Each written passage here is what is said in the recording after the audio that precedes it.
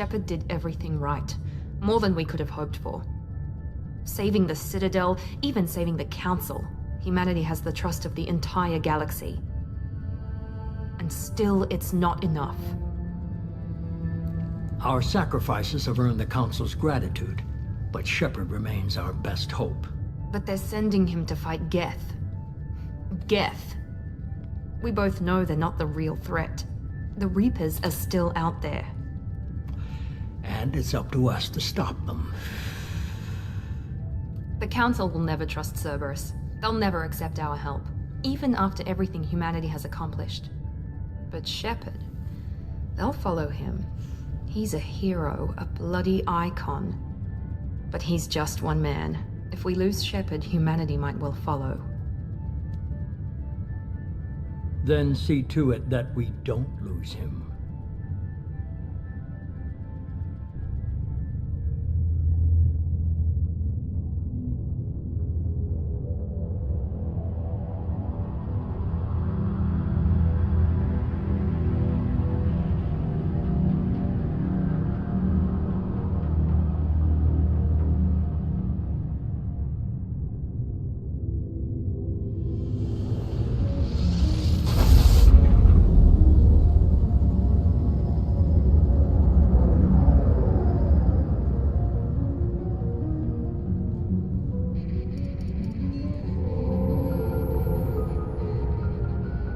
Disengaging FTL drives.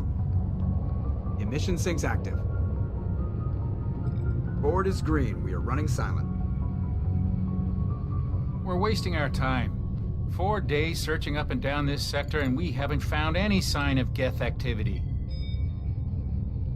3 ships went missing here in the past month. Something happened to them. My money's on slavers. The Terminus system is crawling with them. Picking up something on the long-range scanner. Unidentified vessel. Looks like a cruiser. Doesn't match any known signatures. Cruiser is changing course. Now on intercept trajectory. Can't be. Stealth systems are engaged. There's no way a Geth ship could possibly... It's not the Geth. Brace for evasive maneuvers!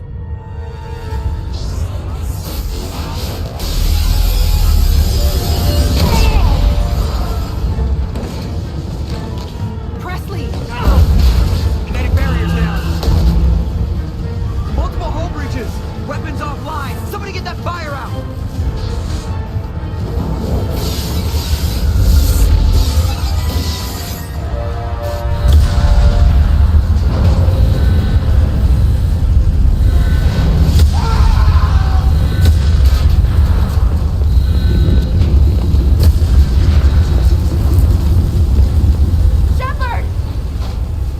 Distress beacon is ready for launch.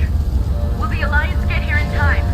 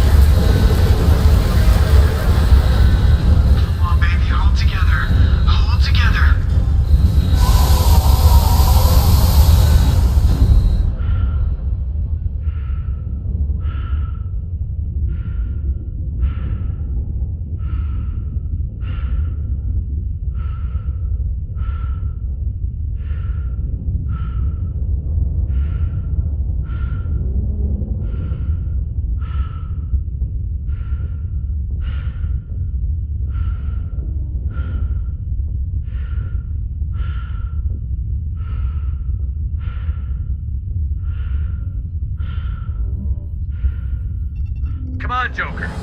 We have to get out of here. No, I won't abandon the Normandy! I can still save her! The Normandy's dead. Just like us, we don't get the hell out of here. No, we just have to... Oh no. They're coming around for another attack!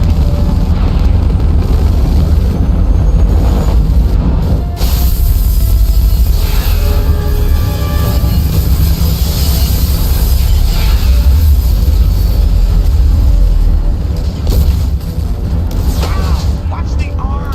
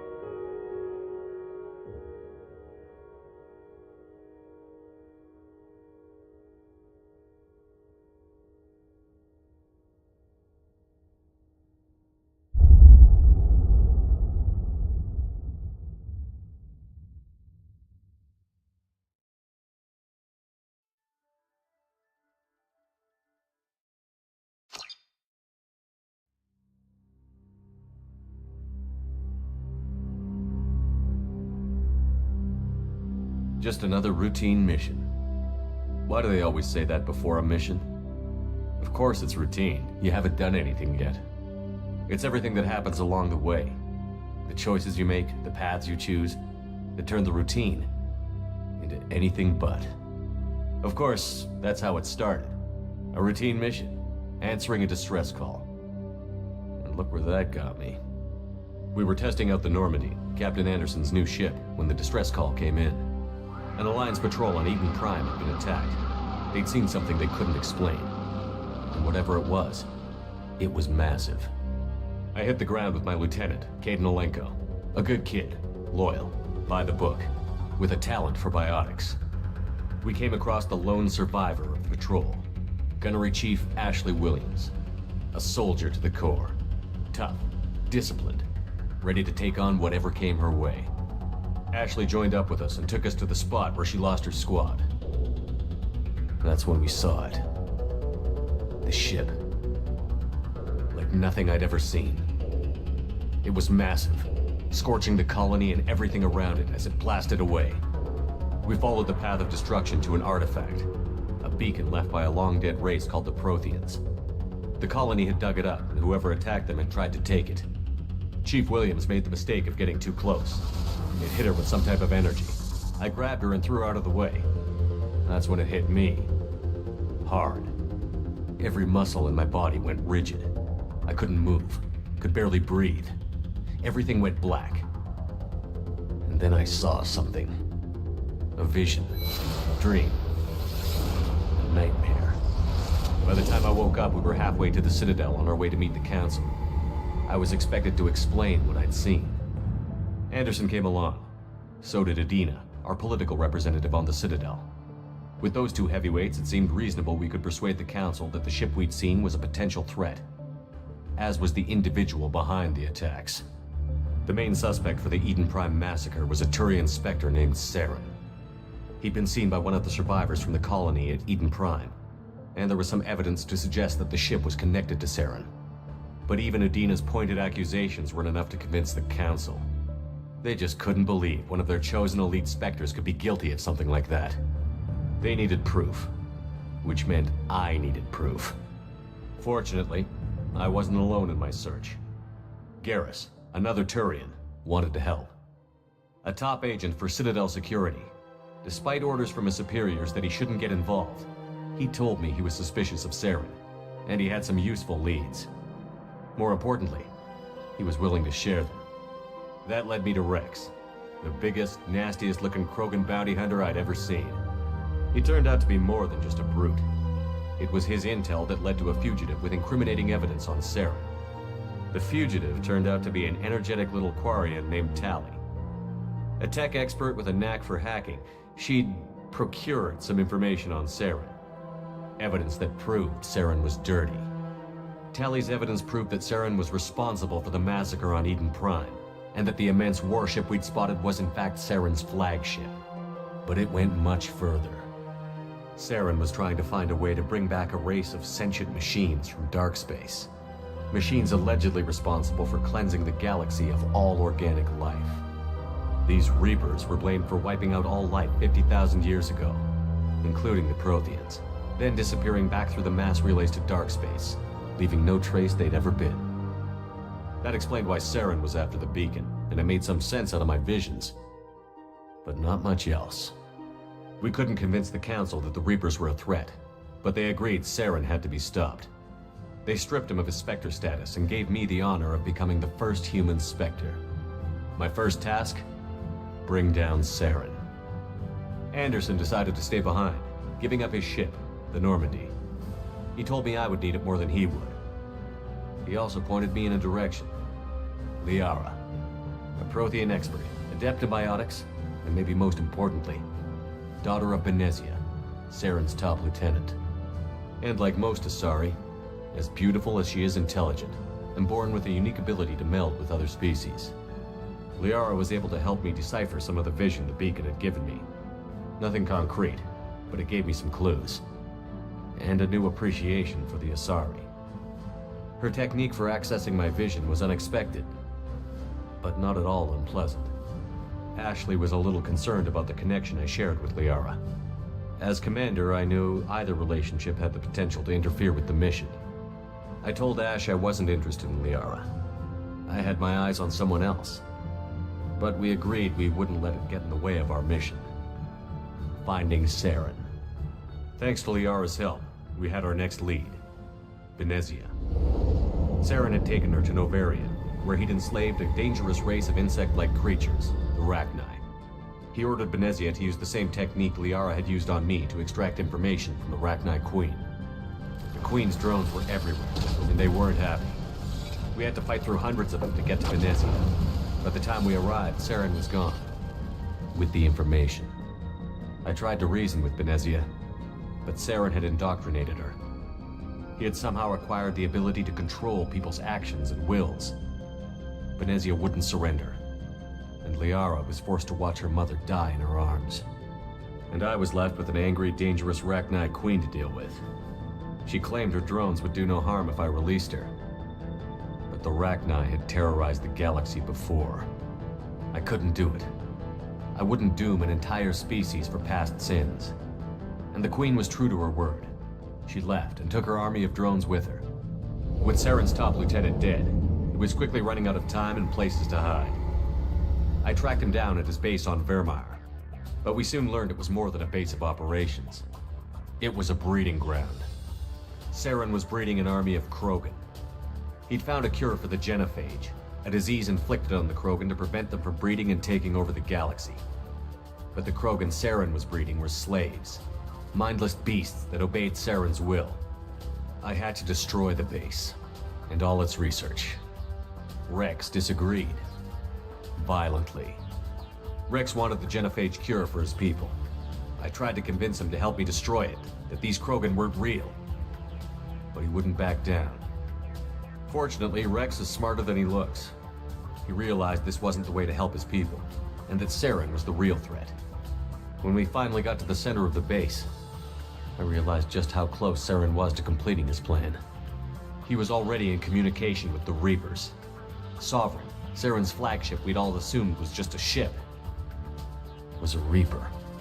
It spoke to me, threatened me. I could feel the menace it had for every living thing. It wanted me dead. It wanted us all dead. And I knew it was capable of doing just that. What I couldn't understand was why Saren would help it. But there was no time to think about it. Sovereign knew where we were. We had to destroy the base and get the hell out. I split up my team in 2 squads, sending Ash with one and Kaidan with the other as a distraction. We had a nuke, and we planned to use it. Before we could detonate the bomb, Saren showed up. We fought. I stalled him to make time for my team. And in talking to him, I realized the truth. It wasn't Saren who was indoctrinating everyone. It was Sovereign. The Reaper. And Saren was in deeper than all of them. He tried to convince me he was still in control. Said he found a way to reduce the Reaper's influence, but he was kidding himself. Or believing the lies Sovereign was telling him. Before I could convince him to stop, he ran, leaving me just seconds to extract my squad mates. I tried, but I wasn't fast enough. I could only save one of them. Kaidan was a good man, and a great soldier. But I had to choose, and I chose Ash. That was the last time Saren would slip away from me. I knew then, the next time we met, one of us would die. With my team mostly intact, we chased Saren and his army to Ilos, a long-lost planet that had once belonged to the Protheans. As we prepared for what we knew would be a desperate fight, I spoke to my crew. We were just one ship, against Saren's growing army. I assured them all that despite the odds, we could defeat him. But Ash saw through my words. She knew I was hurting after Kaidan's death. She could sense my doubts. We both knew this mission could be our last. Until that moment, we'd put our feelings aside for the sake of that mission. But why wait? We gave in to each other, and it was perfect. While it lasted. We arrived on Ilos close behind Saren. Once on the planet, we discovered a Prothean databank that helped me put the final pieces of my vision together. The Reapers had come 50,000 years ago, and every 50,000 years before that, each time purging the galaxy of life. The Protheans had fought and died, like every species before them. But a few survived long enough to leave a parting gift. The Protheans had discovered that the Citadel was the key to controlling the mass relays. By sabotaging the Citadel, they found a way to close the relays to dark space, slowing the Reapers' return, giving us the time we needed to find a solution to stop the Reapers once and for all. Saren knew this. He was leading his army to take control of the Citadel and re-establish the relays to dark space, bringing the waiting Reapers here to destroy us all. We followed him to the Citadel. It was intact, but heavily damaged. He had caught the Council fleets by surprise, and they were only now regrouping. And with Sovereign as his flagship, there was little hope the fleets could counterattack with enough strength to take back the Citadel. But Saren was done running, and I was done chasing him. As the Alliance and Citadel fleets battled Saren's army outside, I cornered the Turian bastard in the Citadel tower and confronted him. He died believing that the Reapers would save him. As I fought to regain control of the Citadel, the Council's flagship, the Destiny Ascension, fell under attack. Despite Saren's death, Sovereign and Saren's army continued to fight. The Council was aboard the Destiny Ascension, and they were requesting assistance. But I knew in order to help them, I would have to put our Human Alliance fleet in jeopardy. The Council had to be saved. They represented the hearts and minds of the galactic community. Without them, the fleets would be in disarray. Even with the Citadel back in my control, Saren defeated, and the Normandy leading the combined galactic fleet, the battle against Sovereign, a single Reaper, was relentless. It took the combined fleets of humanity and the other races, but in the end, Sovereign fell. But the costs were immense. While humanity's efforts in the war earned us our first seat on the Council, it was a hollow victory. The Reapers were still out there. I knew the fight was far from over, but as the one who'd led the fight against Saren, I was given new responsibilities. The choice of humanity's first counselor was left for me to decide. On the one hand, Udina, the lifetime politician.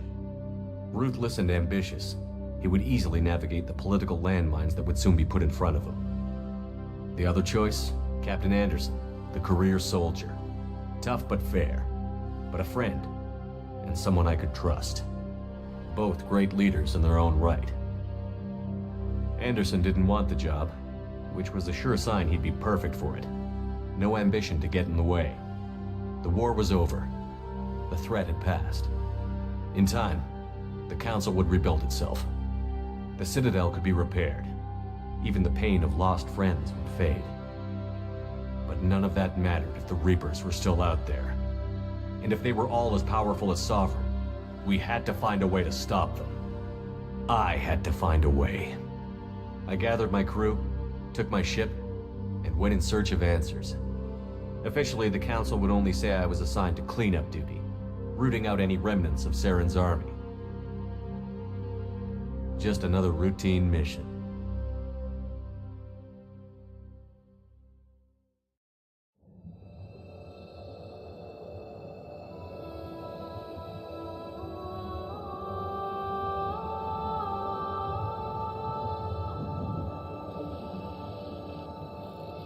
Commander Shepard has been recovered. The Lazarus Project will proceed as planned.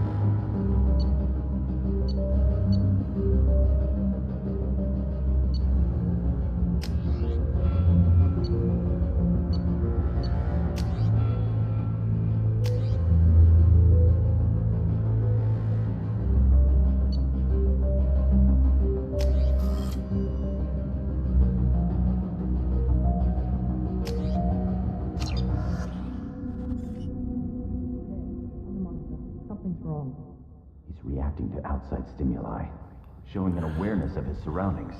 Oh my God, Miranda, I think he's waking up. Damn it, Wilson, he's not ready yet. Give him the sedative. Shepard, don't try to move. Just lie still. Try to stay calm. Heart rate's still climbing. Brain activity is off the charts. Snap's pushing into the red zone. It's not working. Another dose. Now. Heart rate dropping. Stats falling back into normal range. That was too close. We almost lost him. I told you your estimates were off. Run the numbers again.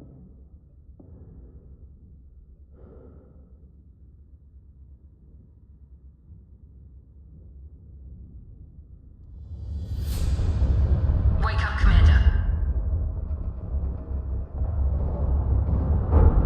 Shepard, do you hear me? Get out of that bed now. This facility is under attack. Shepard, your scars aren't healed, but I need you to get moving. This facility is under attack.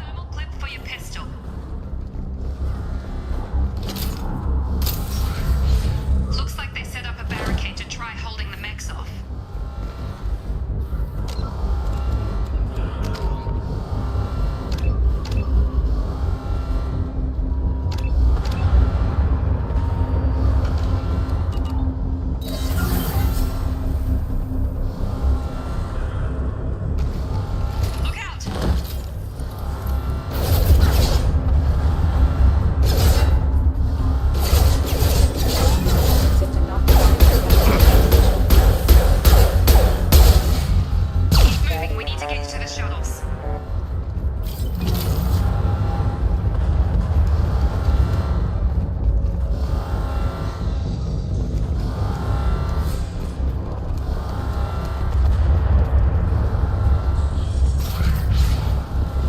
Shepard, security mechs are closing in on your position.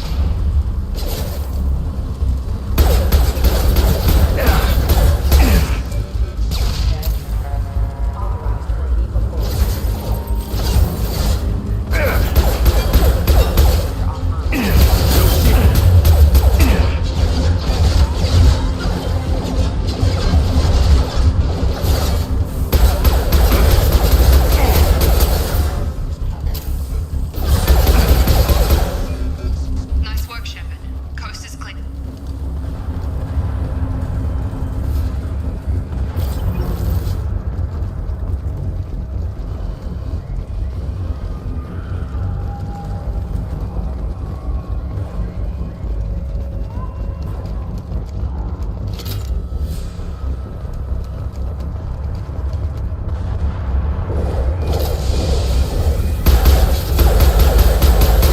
Don't waste time. I can't keep the mechs distracted for long.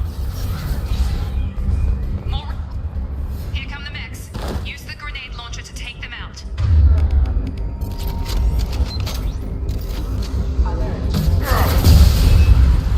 Take the elevator down one floor.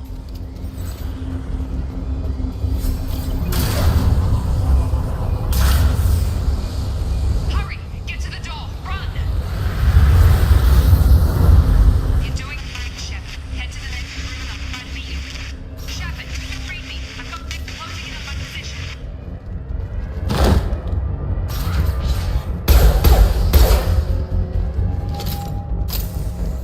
Progress is slow, but subject shows signs of recovery. Major organs are again functional, and there are signs of rudimentary neurological activity. In an effort to accelerate the process, we've moved from simple organic reconstruction of the subject to biosynthetic fusion. Initial results show promise.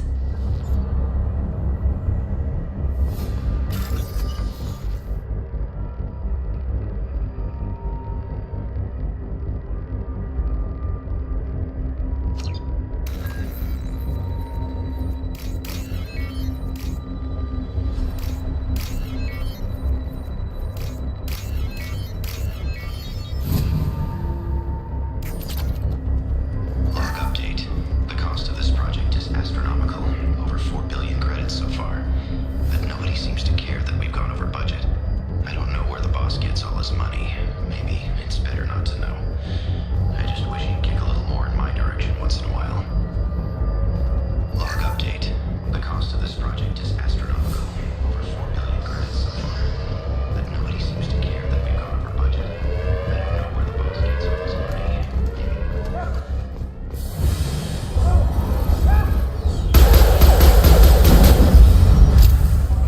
Log update. I can't figure Miranda out. As project director, she should be ecstatic at all the progress we've made. But she's still the same old ice queen.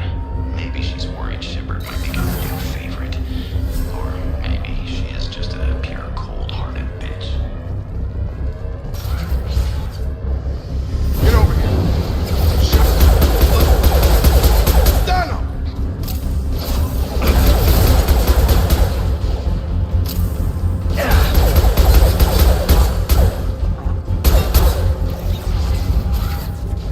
What are you doing here? Thought you were still a work in progress. Are you with Miranda? Yeah, sorry. I forgot this is all new to you right now. I'm Jacob Taylor. I've been stationed here for— Hostiles detected. Damn it!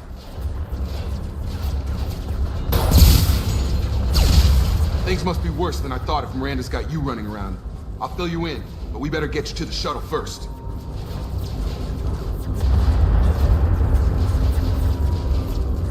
What's with the mechs?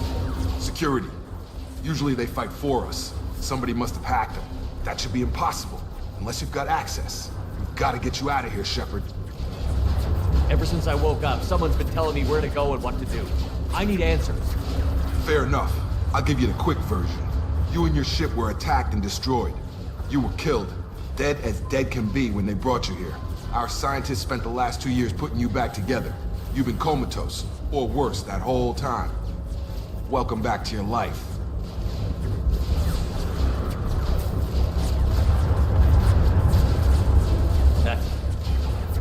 I'm having some trouble wrapping my head around this. Yeah, I can imagine. The Alliance officially declared you killed in action. The whole galaxy thinks you're dead. And if we don't get to those shuttles, they'll be right. Were there any other survivors from the Normandy? I'll tell you what. You help me finish off these mechs, and I'll play 20 questions with you all day. We're low on thermal clips, but I'm a biotic. Just give the order when you want me to hit them with the good stuff.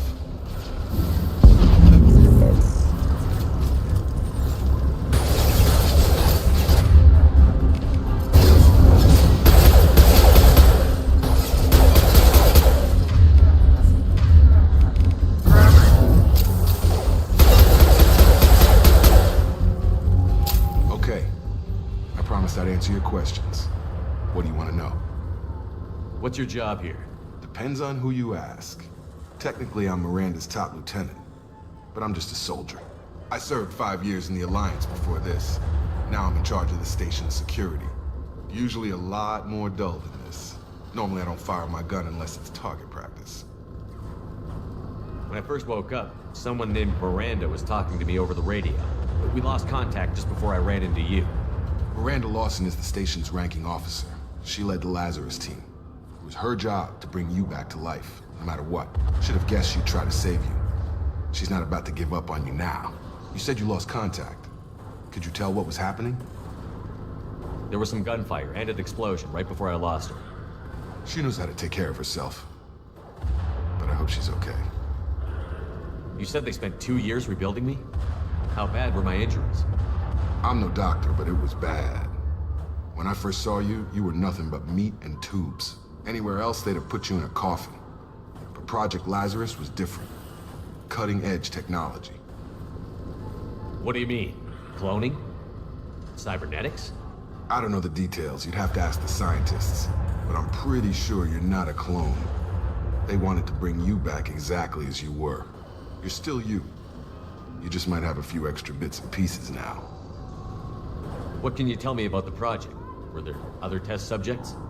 Project Lazarus only had one subject. The whole point was to bring you back. Just you. Even that was a challenge. 2 years. All the top scientists. The best technology money could buy. Do you know anything about this attack? Who's behind it? What they're after? Damned if I know. I was getting ready for some shut-eye, then bam! Bunch of explosions. Next thing I know, every damn mech in the place starts shooting at us. I'm guessing it had to be an inside job. You'd need top security access to hack all the mechs. The last thing I remember is the Normandy blowing up. Did anyone else make it? Just about everybody survived. A few servicemen from the lower decks didn't get out. Navigator Presley was killed by an explosion. But everyone else, including the non-Alliance crew, the Asari, Liara, and the Quarian, they all made it out alive. Do you know what any of them are doing now? I don't know, Commander. It's been 2 years. They've moved on. Left the Alliance. Could be anywhere. They were my team. If they knew I was alive, they'd come back. Maybe you can track them down after we get off the station. If we get off the station. What's the quickest way to those shuttles? Depends where the mechs are thickest. It's probably best if we... Check. Anyone on this frequency? Anybody still alive out there? Hello? Wilson, this is Jacob. I'm here with Commander Shepard. Just took out a wave of mechs over in D-Wing. Shepard's alive? How the hell? Never mind. You need to get him out of there. Get to the service tunnels and head for the network control room. Roger that, Wilson. Stay on this frequency. I think I remember a Wilson checking on me one time when I woke up. That's him. He's the chief medical tech. Answers directly to Miranda. Come on. The service tunnels are this way. Sure thing. I'm here. Log update. The Lazarus project is about to enter the final phase. It's taken nearly 2 years, but we did it. Commander Shepard is alive. This is the most amazing medical achievement in recorded history. Maybe now Miranda will finally show some appreciation for everything I've done.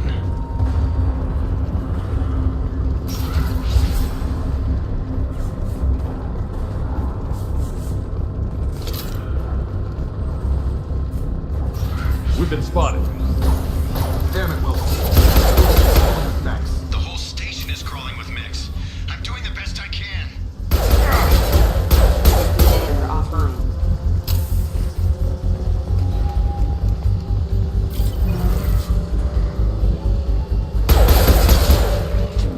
Wilson, find us another... Oh, God.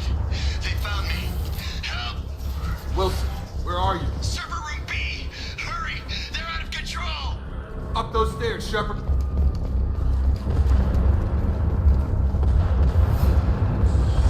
Physical reconstruction of subject is complete, but we still need to evaluate all mental and neurological functions. Our orders were clear. Make Commander Shepard who he was before the explosion. The same mind, the same morals, the same personality. If we alter his identity in any way, if he's somehow not the man he used to be, the Lazarus Project will have failed. I refuse to let that happen.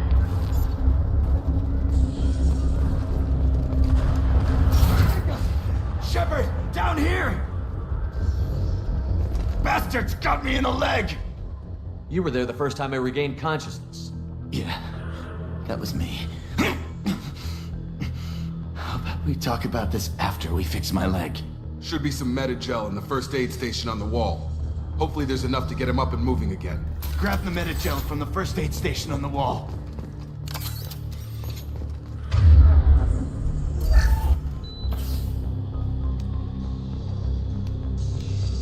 Thanks, Shepard. Never thought you'd save my life. Guess that makes us even now, hmm? I thought maybe I could shut down the security mechs, but whoever did this fried the whole system. Completely irreversible.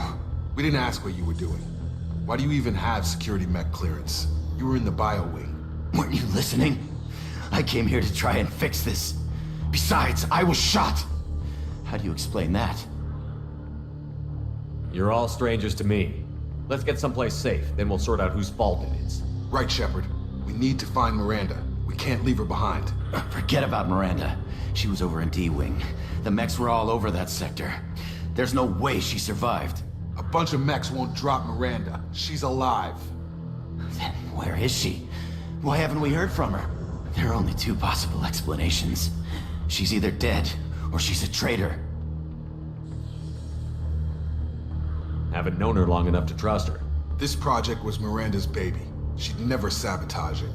Okay, maybe she's not a traitor. But that doesn't change the facts. We're here, she's not. We need to save ourselves. The shuttle bay is only a few. We can overload the canisters to clear a path to the shuttles. That's it. Let's get out of here. Okay, we took him down. But this is getting tense. Shepard, if I tell you who we work for, will you trust me? This really isn't the time, Jacob. We won't make it if he's expecting a shot in the back. If you want to piss off the boss, it's your ass, Jacob. The Lazarus Project, the program that rebuilt you. It's funded and controlled by Cerberus.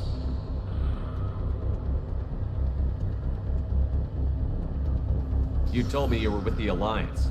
I don't like being played for a sucker. I didn't lie to you, Commander. I was with the Alliance before I joined Cerberus. The Alliance declared you dead. They gave up. Cerberus spent a fortune to bring you back.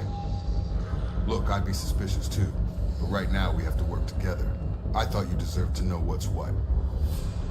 Once we're off the station, I'll take you to the Elusive Man. He'll explain everything. I promise. Elusive Man? Is he in charge of all this? Yeah. That's not his real name, of course. Nobody knows who he really is. It was a code name the Alliance used for him. Kinda stuck. I don't care what they did or what you say. I'm not working with terrorists. You can tell it to the boss, but after we've saved our butts. We're almost at the shuttle.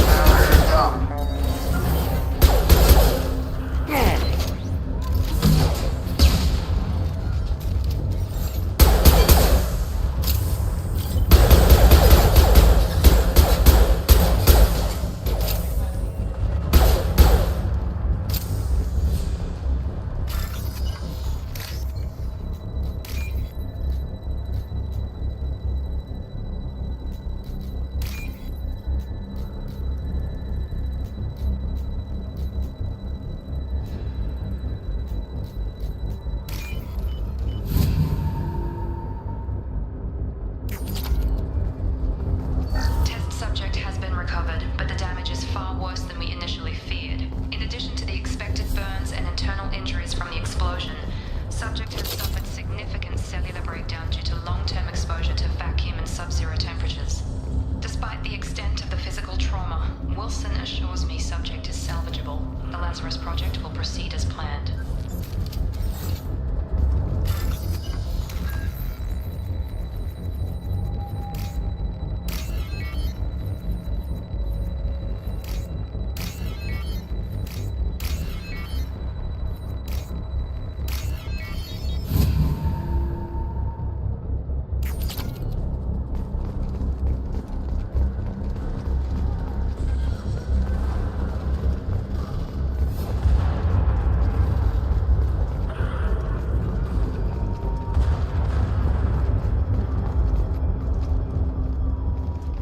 Come on, through here.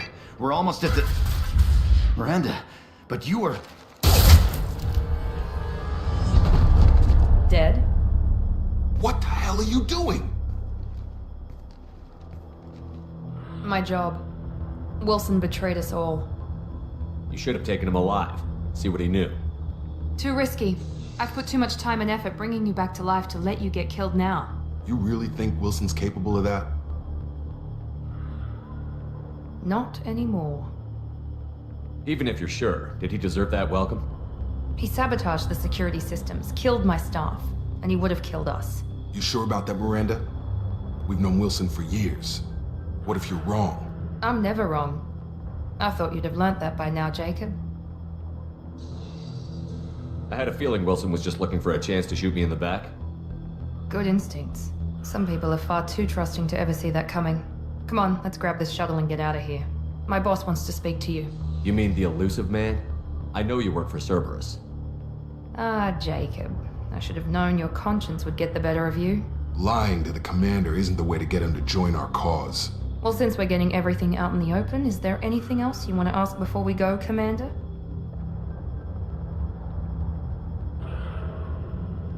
You're the Lazarus Project's director, aren't you? That's right. I put 2 years of my life into this project. Into you. What does Cerberus want from me? Maybe you should ask the elusive man when you meet him. He poured virtually unlimited resources into Lazarus. Obviously, he has some kind of plan for you. Convenient that you show up as we're leaving. Where were you during the attack? Besides trying to save your life, Wilson figured out I was helping you and he sent an army of mechs to take me out. I got here as soon as I could. Probably a little too soon if you ask Wilson. What about the rest of the people on the station? This is the evac area. If they're not here now, they're not coming. We can't leave without knowing for sure. We need to go back and look. Don't you get it? The only one worth saving is you. Everyone else is expendable. She's right. We all knew the risks when we signed up. Without you, there's no point to any of this. Where are we going? Another Cerberus facility. The elusive man is waiting for you there. I'm not sure I trust you. This is the only shuttle off the station. You want to stay and rot with the mechs? Be my guest. I've had enough of this station to last a lifetime. Or 2, in your case. Come on.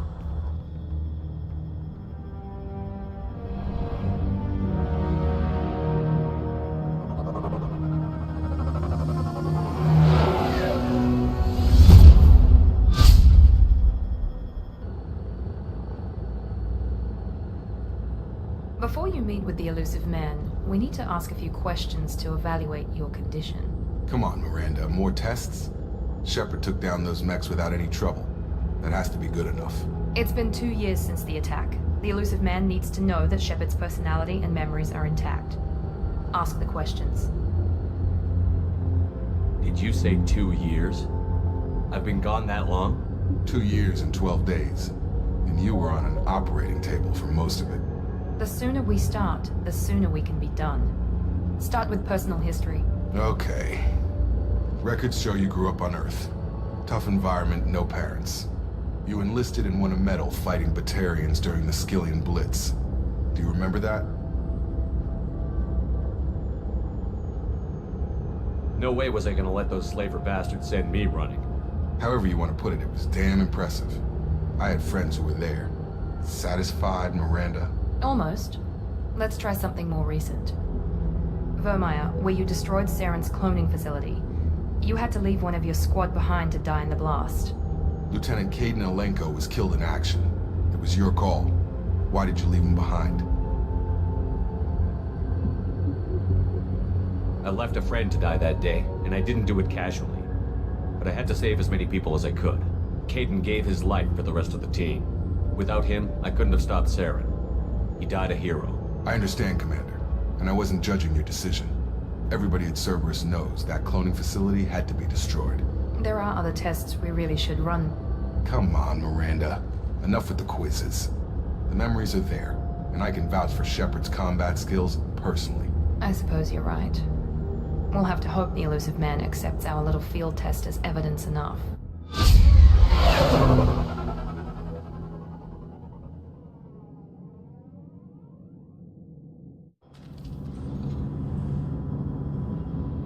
The Illusive Man is waiting for you in the other room.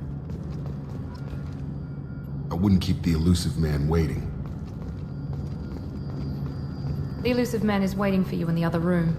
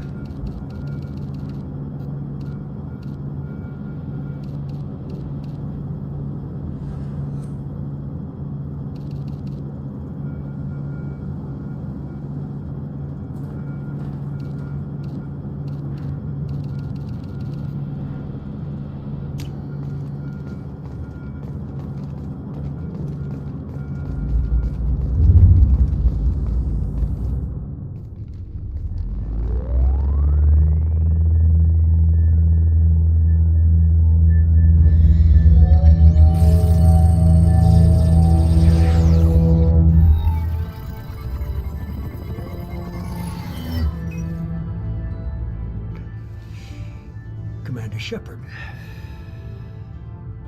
Illusive Man. I thought we'd be meeting face to face. Unnecessary precaution. Not unusual for people who know what you and I know. From what I hear, I cost you a fortune. Why'd you do it? For the defense and preservation of humanity. I didn't spend 2 years and billions of credits bringing you back to serve as a common soldier. But humanity is up against the greatest threat of our brief existence. The Reapers. Good to see your memory's still intact. How are you feeling? You need to earn the right to ask me those kinds of questions. Cerberus isn't as evil as you believe. You and I are on the same side. We just have different methods.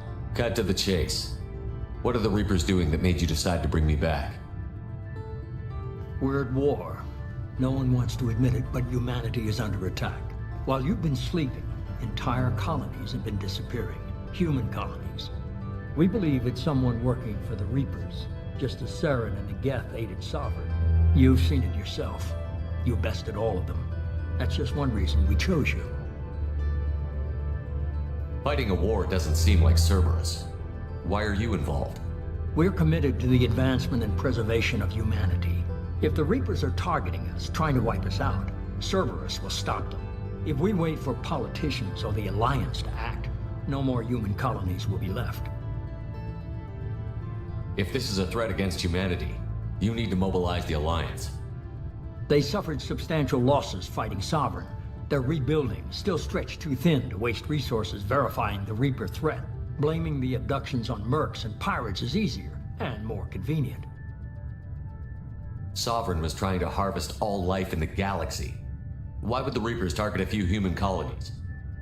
Hundreds of thousands of colonists have vanished. I'd say that fits the definition of harvesting.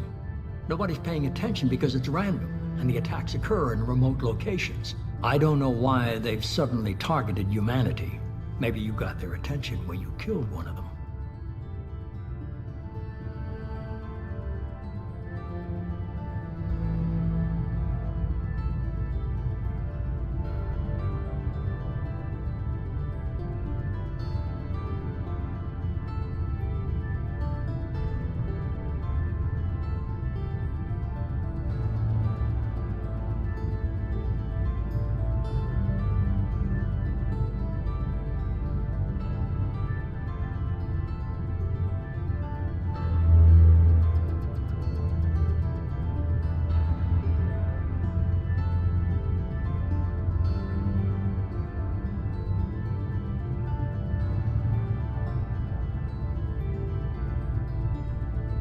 Fighting a war doesn't seem like Cerberus.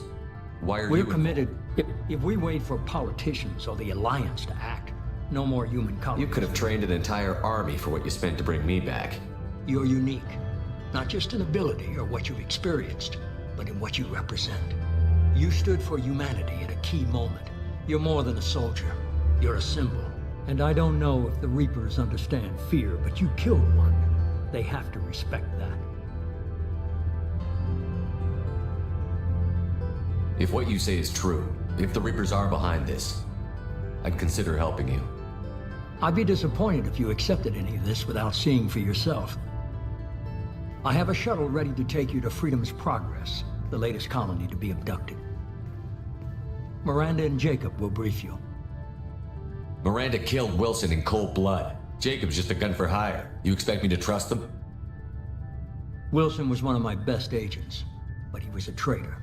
Miranda did exactly what I expected of her, and she saved your life in more ways than one. Jacob's a soldier, one of the best. He's never fully trusted me, but he's always been honest about it. You'll be just fine with them. For now. Is this a volunteer job, or am I being volunteered? You always have a choice, Shepard. If you don't find the evidence we're both looking for, we can part ways. But first, go to Freedom's Progress. Find any clues you can. Who's abducting the colonies? Do they have any connection to the Reapers? I brought you back. It's up to you to do the rest.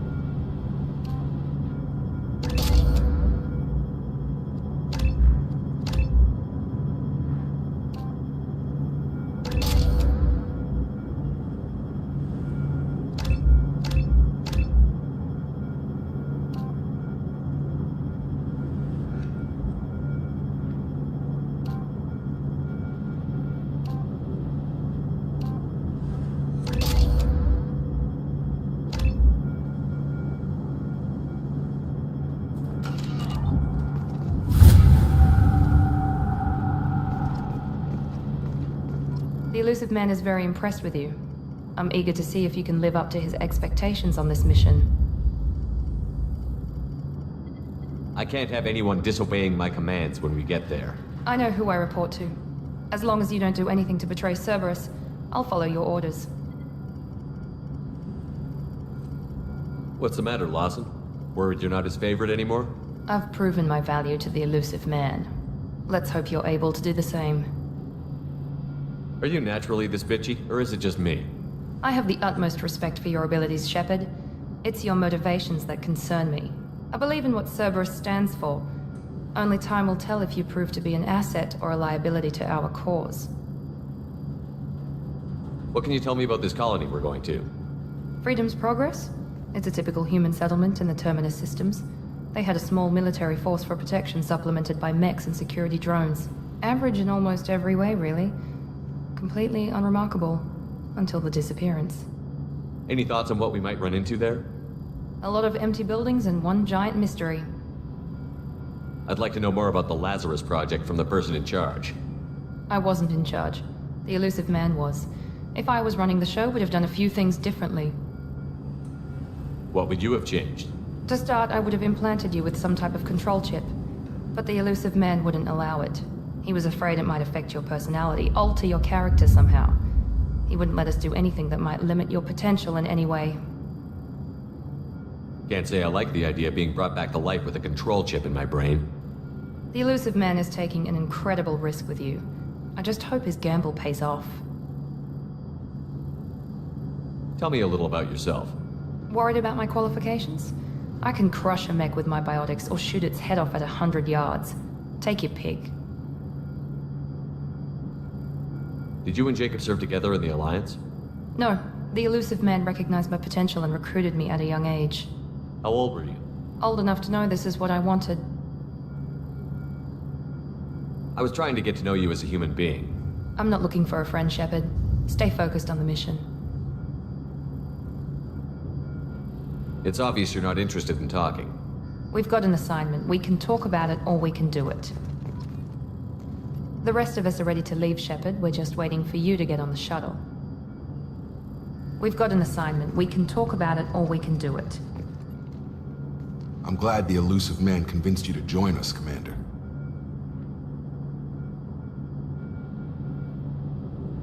I just agreed to work with him. I still don't trust him. Do you trust me, Commander? I haven't made up my mind about you yet. At least you're giving me a chance. Most Alliance soldiers hate Cerberus on principle. Do you know anything about this colony we're going to? It's called Freedom's Progress. Don't know much else. I guess we'll find out when we get there. You said you served in the Alliance? 5 years in total. Stationed all over the galaxy. Even spent a couple of years as a Corsair. I've never heard of the Corsairs. It was an Alliance initiative. They hired independent starship captains and used them for missions that fell outside official Alliance jurisdiction. Technically, we weren't part of the Alliance. If we ever got caught, they could disavow any knowledge of us. We were supposed to be free from restrictions and rules, but there was still enough red tape to sink a cruiser. I finally just gave up.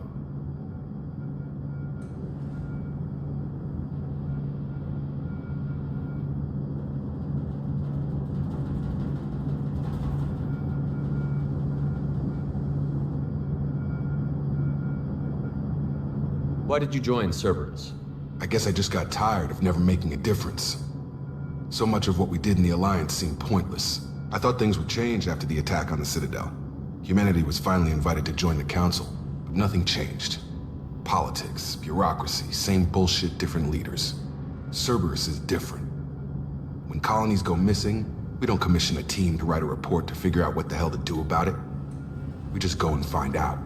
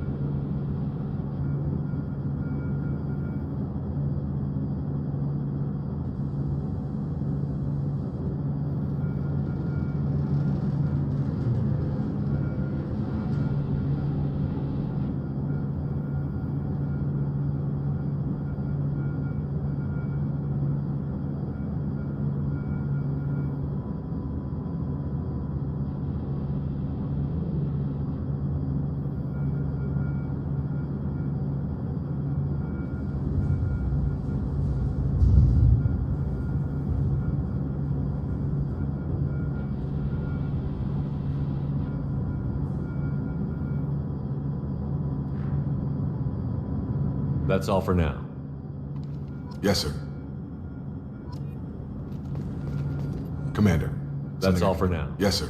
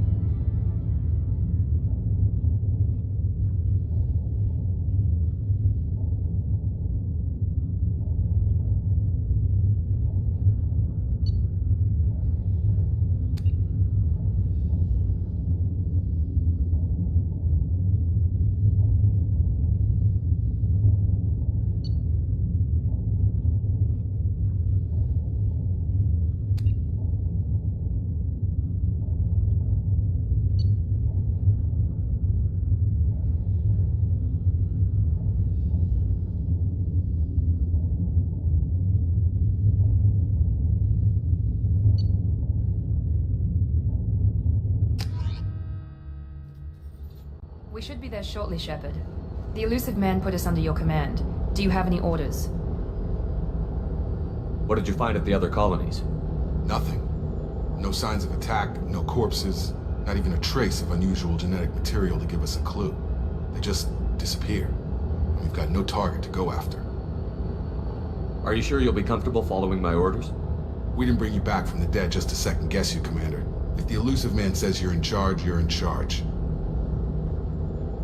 What makes you think this investigation will turn up anything new? At other colonies, official investigators got there first. Sometimes looters or salvage teams as well. We're hoping to be the first ones there this time. Maybe find clues before somebody else disturbs the scene. Our first priority is to look for survivors. That's unlikely, Commander. No one was left at the other colonies. They were completely deserted. Be nice to find somebody. Anything's better than another ghost town.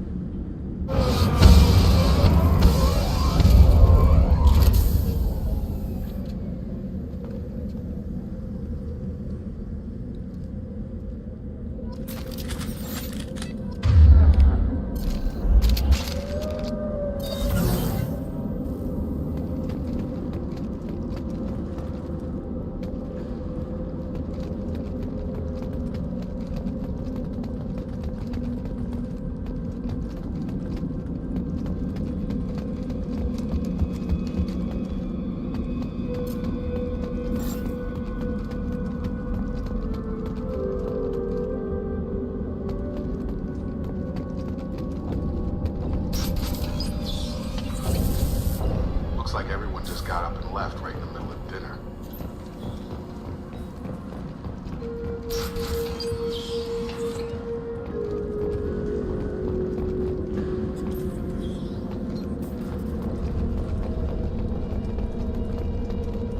Strange. No bodies, no structural damage, no signs of battle.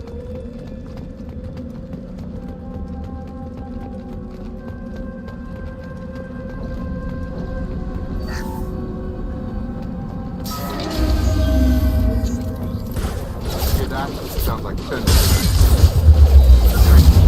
Security systems were disabled at the other core.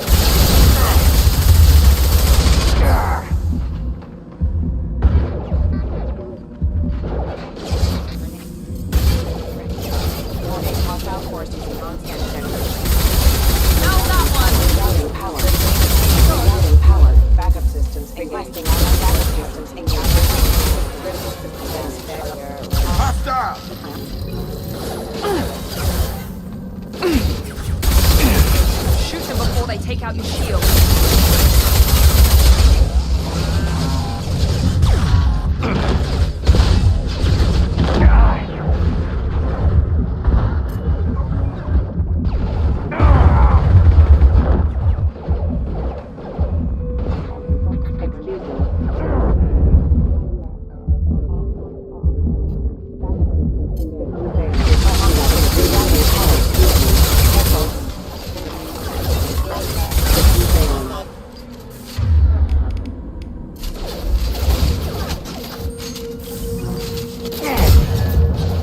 This should take the heat off. Those mechs shouldn't have been hostile. They should have recognized us as human. Someone reprogrammed them to attack on sight. We're not alone here.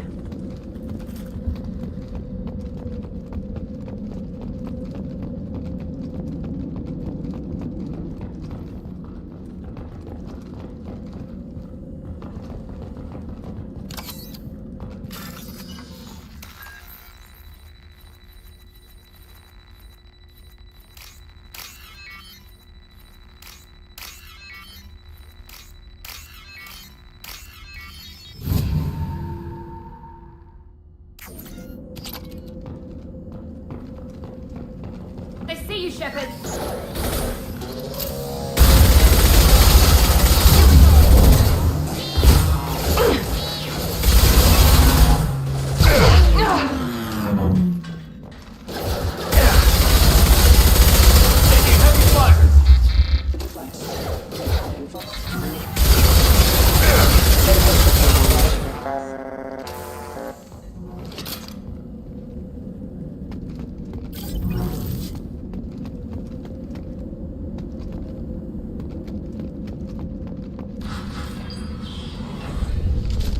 Right there! Praza, you said you'd let me handle this. Wait, Shepard? I'm not taking any chances with Cerberus operatives. Put those weapons down! Shepard? Is that... you're alive? Remember when I gave you that Geth data tally? Did it help you complete your pilgrimage? Yes, it did. Praza, weapons down. This is definitely Commander Shepard. Why is your old commander working for Cerberus? I don't know. Maybe we should ask. Cerberus rebuilt me, but I'm not taking their orders. We can discuss the specifics once I know why you're here. One of our people was here on pilgrimage. His name was Vitor. We came to find him. Isn't that a little strange? A Quarian visiting a remote human colony? Quarians can choose where they go on pilgrimage. Vitor liked the idea of helping a small settlement. He was always nervous in crowds. She means that he was unstable. Combine that with damage to his CO2 scrubbers and an infection from an open-air exposure, and he's likely delirious. When he saw us landing, he hid in a warehouse on the far side of town. We suspect he also programmed the mechs to attack anything that moved.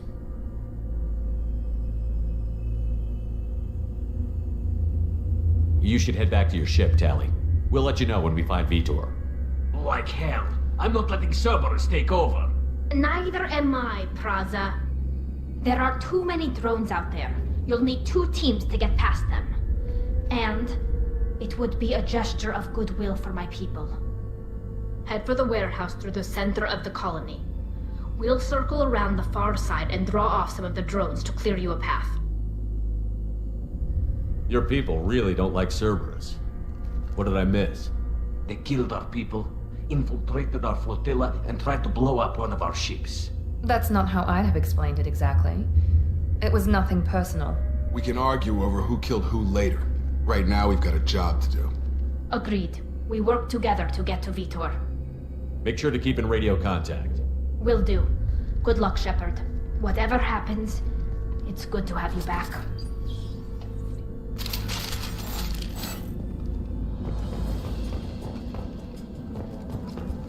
Be careful, Shepard. There's a squad of security drones up ahead. Thanks for the warning.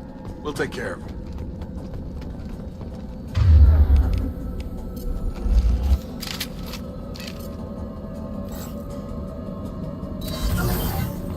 I see you, Shepard. Requesting assist rerouting power.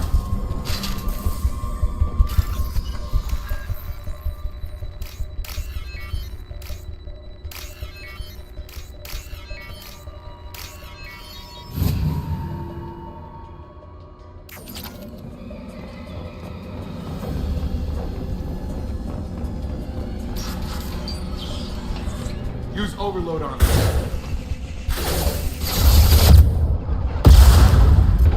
Barriers up!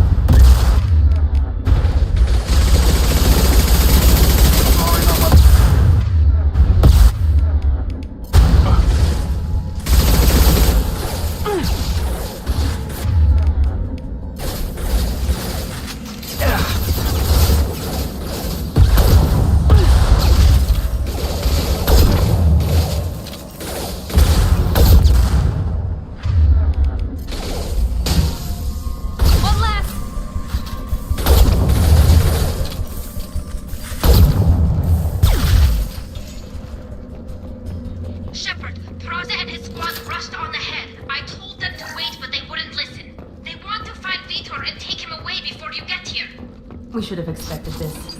Come on, you can still catch them.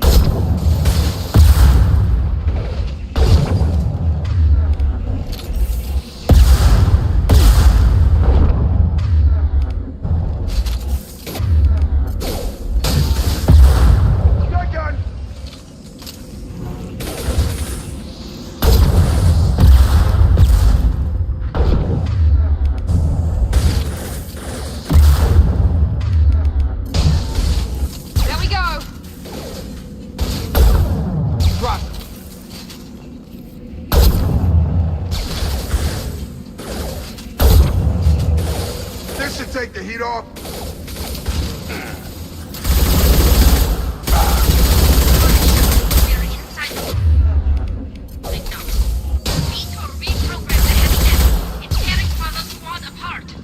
They did want to get to Vitor first. Get your squad into cover and I'll open the loading bay doors. We'll take cover by the doors. Shepard, you take point.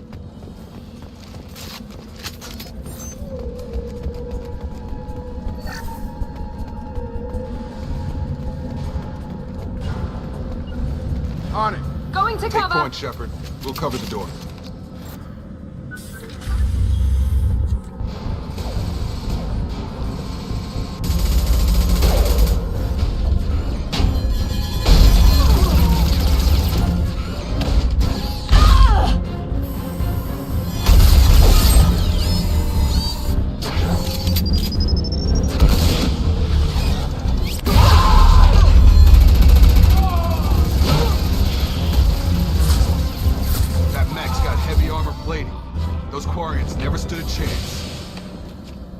This is gonna be one tough son of a bitch to take down.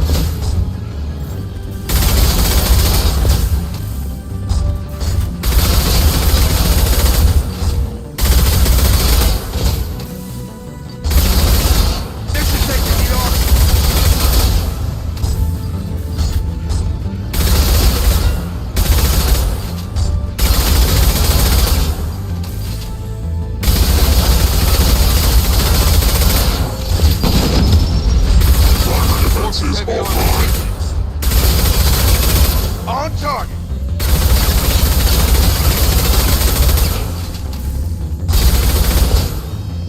Going up.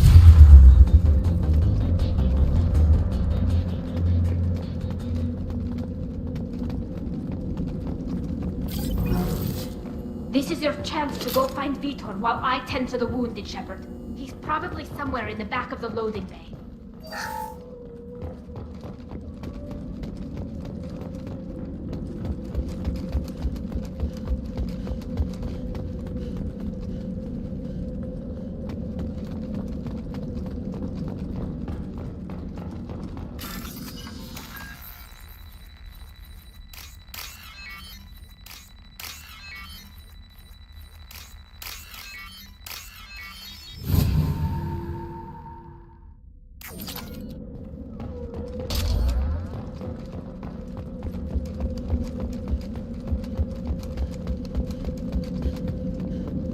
This might be useful.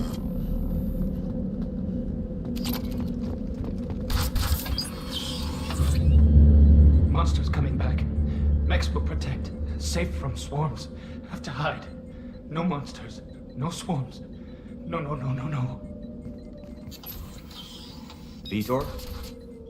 No, Vitor. Not here. Swarms can't find. Monsters coming. Have to hide. Nobody's gonna hurt you anymore. I don't think he can hear you, Commander.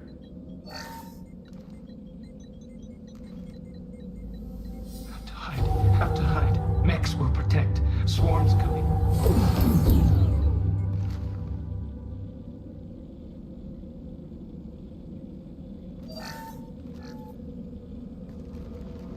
You're human. Where did you hide? How come they didn't find you? Who didn't find us? The monsters. The swarms. They took everyone. We're not survivors, Vitor. We just got here. You don't know. You didn't see. But I see everything. Looks like security footage. He must have pieced it together manually. What the hell is that? My god. I think it's a collector. Is that some kind of alien?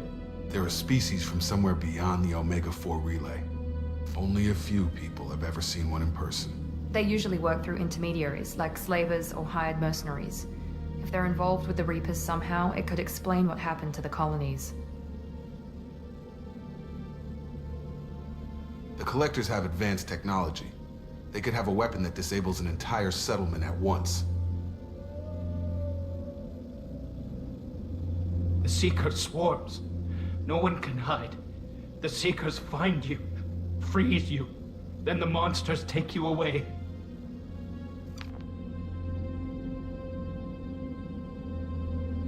Why didn't the Collectors take you? Swarms didn't find me. Monsters didn't know I was here. The Collectors aren't known for being careless. Maybe his envirosuit kept him from showing up on their sensors. Or they were using technology specifically designed to detect humans. Only human colonies have been hit. Tell me more about these swarms. It's how they find you. Seeker clouds, machines like tiny insects. They go everywhere. They find you, then they sting you, freeze you. Sounds like miniature probes, maybe. Find victims, then immobilize them with a stasis field or nerve toxin. Tell me more about these swarms. It's how they find you. Seeker clouds. They go everywhere. They find Sounds like miniature probes, maybe. I want to know more about the Collectors. Nobody knows much. They're so rare a lot of people don't even believe they exist. More importantly, why are they abducting human colonists? What are they after? Maybe the Elusive Man can figure it out. What happened next? The monsters took the people onto the ship, and then they left. The ship flew away. But they'll be back for me. No one escapes. I think that's probably all we're getting out of him, Commander. We appreciate what you told us. You were very helpful. I studied them. The monsters. The swarms. I recorded them with my Omni tool. Lots of readings. Electromagnetic. Dark energy. We need to get this data to the Elusive Man. Grab the Quarian and call the shuttle to come pick us up. What? Vitor is injured. He needs treatment, not an interrogation. We won't hurt him. We just need to see if he knows anything else. He'll be returned unharmed. Your people tried to betray us once already. If we give him to you, we'll never get the intel we need. Praza was an idiot, and he and his men paid for it. You're welcome to take Vitor's Omnitool data, but please, just let me take him. You don't have to take Vitor and go. We could work together, just like old times. I want to, but I can't. I've got a mission of my own. It's too important for me to abandon, even for you. When it's over, and I'm still alive, we'll see what happens. He's traumatized and he needs medical care. Tali will give us the Omnitool data and take him to the flotilla. Understood, Commander. Thank you, Shepard. I'm glad you're still the one giving the orders. Good luck out there. If I find anything that can help you, I'll let you know. We're ready for pickup.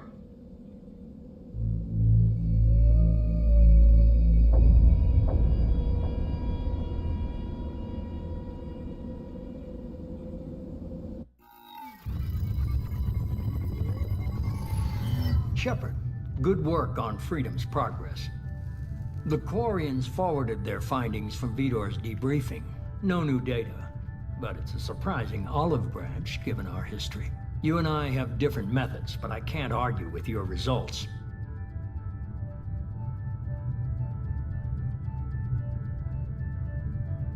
You ever think about playing nice once in a while? Diplomacy is great when it works, but difficult when everyone already perceives you as a threat. But more importantly, you confirm the Collectors are behind the abductions. Why do I get the feeling you knew about them already? I had my suspicions, but I needed proof. The Collectors are enigmatic at best. They periodically travel to the Terminus systems, looking to gather seemingly unimportant items or specimens, usually in exchange for their technology. When their transactions are complete, they disappear as quickly as they arrived, back beyond the unmapped Omega-4 relay. Until now, we've had no evidence of direct aggression by the Collectors. Why is the Omega-4 relay unmapped? What do we know about it? Only that no ship passing through it has ever returned. Our best guess is that the relay reacts differently to Collector vessels, allowing them safe passage. If they can manipulate relays, that's just further evidence of the connection with the Reapers. Any ideas on why they've shifted their focus to humans? If they're agents for the Reapers, it could be any number of reasons. Obviously, humanity played a huge role in Sovereign's destruction. That might have been enough to draw their attention. What really concerns me is why they bother abducting the colonists. Once the humans are paralyzed, why not just kill them? What are the Collectors getting from these deals? The Collectors aren't very forthcoming about their motives. Generally, they seek out species with rare genetic mutations or abnormalities. They pay slavers and merc groups exorbitant sums to obtain these specimens, and then they leave. But they've never targeted a single species before, and the previous sample sizes were in the dozens, not the tens of thousands. You're holding something back. How do you know the Reapers are involved? The patterns are there, buried in the data. The Council and the Alliance want to believe the Reaper threat died with Sovereign. You and I know better. I won't wait until the Reapers are on the march. We need to take the fight to them.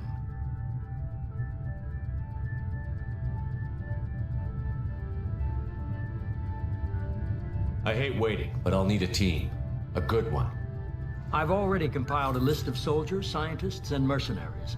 You'll get dossiers on the best of them.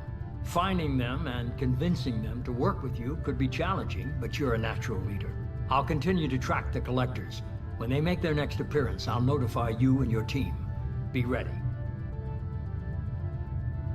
Keep your list. I want people I trust. The ones who helped me stop Saren and the Geth. That was 2 years ago, Commander. Most of them have moved on, or their allegiances have changed. Where's Ashley Williams? She's still with the Alliance. Promoted, I believe. Her file is surprisingly well classified. Where's Garrus Vakarian? The Turian disappeared a few months after you were declared dead. Even we haven't been able to locate him. Where's Liara Tassoni? She's on Ilium. My sources say that she's working for the Shadow Broker. If so, she can't be trusted. Where's Urdnot Rex? He returned to Tuchanka, and he hasn't gone off-world in over a year. He's trying to unite the Krogan clans. What about Tali? She already helped us on Freedom's Progress.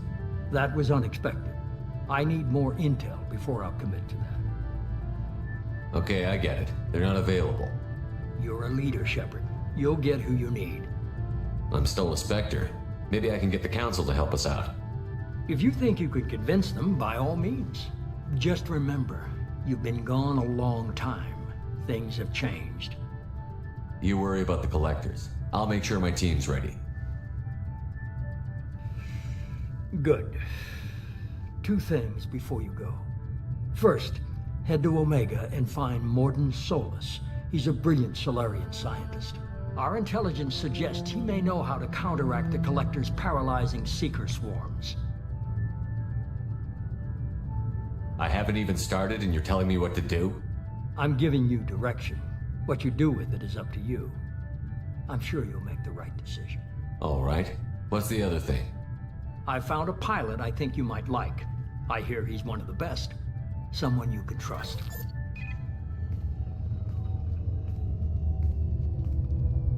Hey, Commander. Just like old times, huh? I can't believe it's you, Joker. Look who's talking. I saw you get spaced. Got lucky, with a lot of strings attached. How'd you get here? It all fell apart without you, Commander. Everything you stirred up, the Council just wanted it gone. The team was broken up, record sealed, and I was grounded. The Alliance took away the one thing that mattered to me. Hell yeah, I joined Cerberus. You really trust the Illusive Man? Well, I don't trust anyone who makes more than I do. But they aren't all bad. Saved your life, let me fly, and there's this.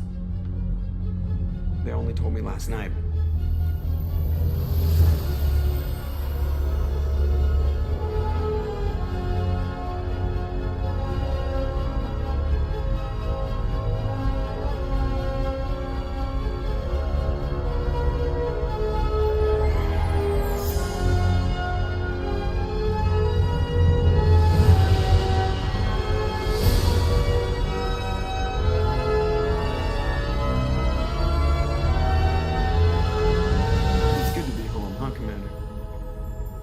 Guess we'll have to give her a name.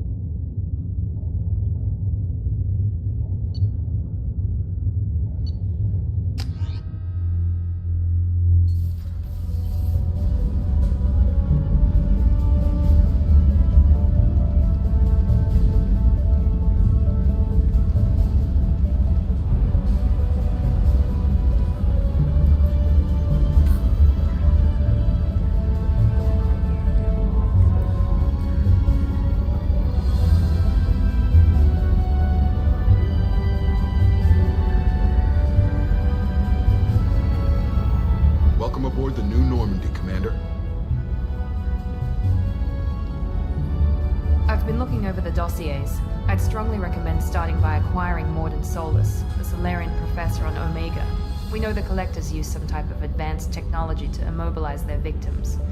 We'll need him to develop a countermeasure to protect us. Without that countermeasure, we'll be helpless if we ever run into the Collectors. Acquiring Professor Solus seems like the most logical place to start. Who are you? I am the Normandy's artificial intelligence. The crew like to refer to me as Edie.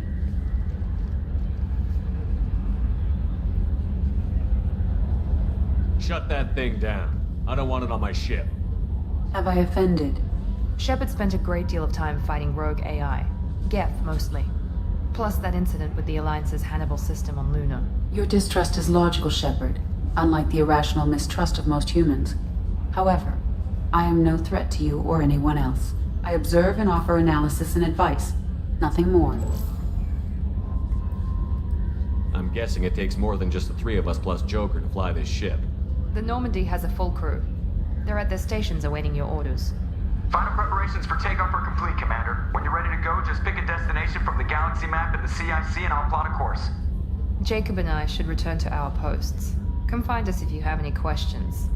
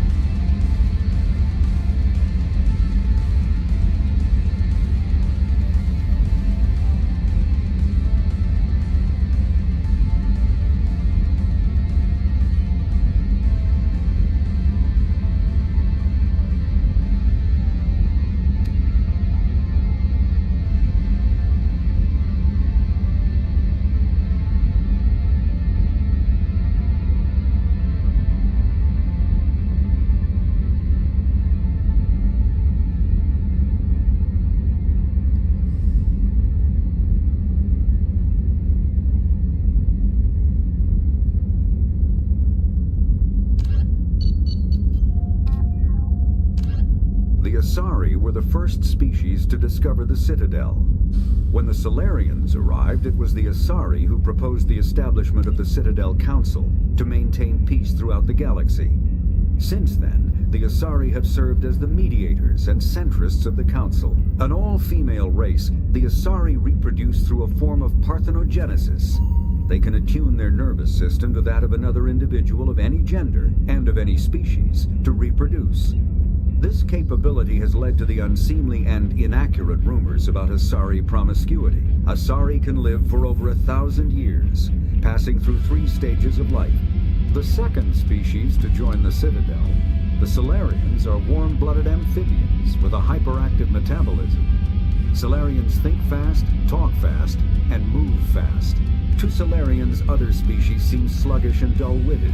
Unfortunately, their Roughly 1,200 years ago, the Turians were invited to join the Citadel Council to fulfill the role of galactic peacekeepers. The Turians have the largest fleet in Citadel space, and they make up the single largest portion of the Council's military forces. As their territory and influence has spread, the Turians... 50,000 years ago, the Protheans were the only spacefaring species in the galaxy. They vanished in a swift galactic extinction. Only the legacy of their empire remains. They are believed to have built the mass relays and the Citadel, which have allowed numerous...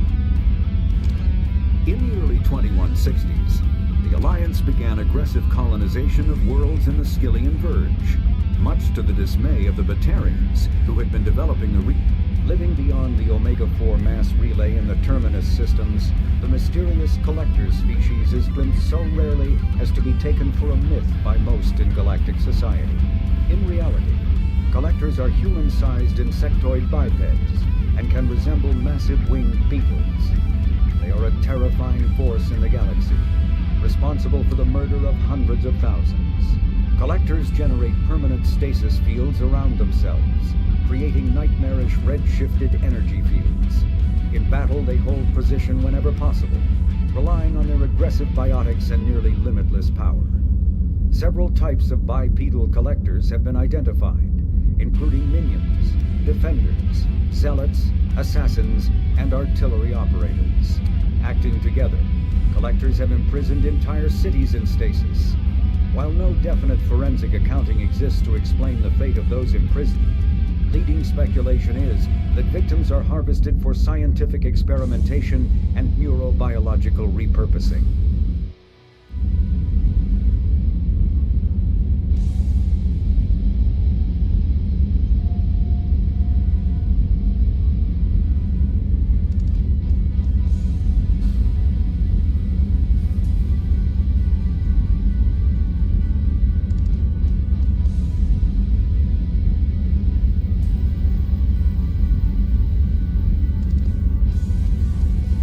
The Elcor are a Citadel species native to the high-gravity world Dakuna.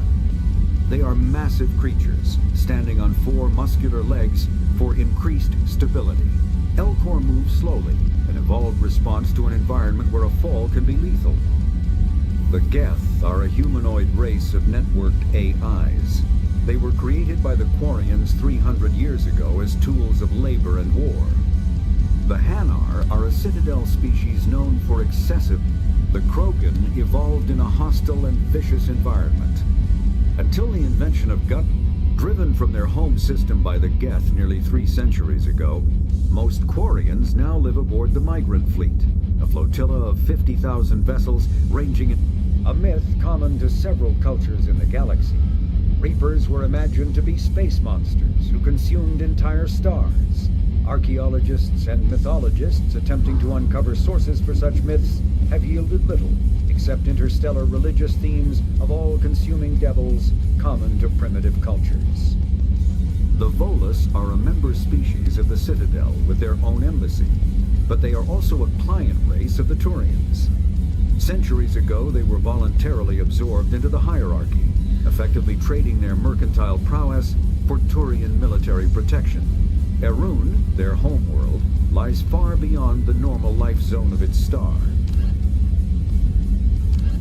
The Citadel is an ancient deep space station, presumably constructed by the Protheans. Since the Prothean extinction, numerous Spectres are agents from the Office of Special Tactics and Reconnaissance, and answer only to the Citadel Council. The Citadel, a political economic pact for collective colonial security, the Alliance is the central galactic institution of human society. The Alliance gained associate membership to the Citadel Council in 2165, and full membership in 2183, with Ambassador David Anderson representing humanity. Human political-economic relationships vary between combative and lucrative.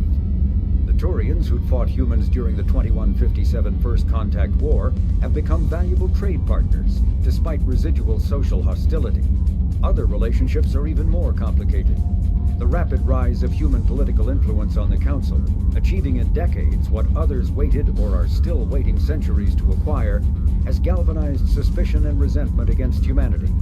That negativity is vastly outweighed by the respect and trust humanity earned by saving the Council during the 2183 attack on the Citadel, at the cost of Alliance cruisers Cairo, Cape Town, Emden, Jakarta, Madrid, Seoul, Shenyang, and Warsaw, and their 2,400 crew. Immediately following the First Contact War, an anonymous extranet manifesto warned that an alien attempted human genocide was inevitable. The manifesto called for an army, a Cerberus, to guard against invasion through the Charon Relay. Derided as survivalist rhetoric written by an elusive man, the manifesto and its anonymous author soon fell off the media radar. But in 2165, terrorists stole antimatter from the SSV Geneva. The sole figure arrested named his sponsor Cerberus. Throughout the 2160s and 2170s, alleged Cerberus agents assassinated politicians, sabotaged starships bearing Ezo, and conducted nightmarish experiments on aliens and humans. Denounced as human supremacist, Cerberus calls itself human survivalist. Counter-terror experts speculate Cerberus may have changed leadership with its recent shift to stockpiling ships, agents, and weapons.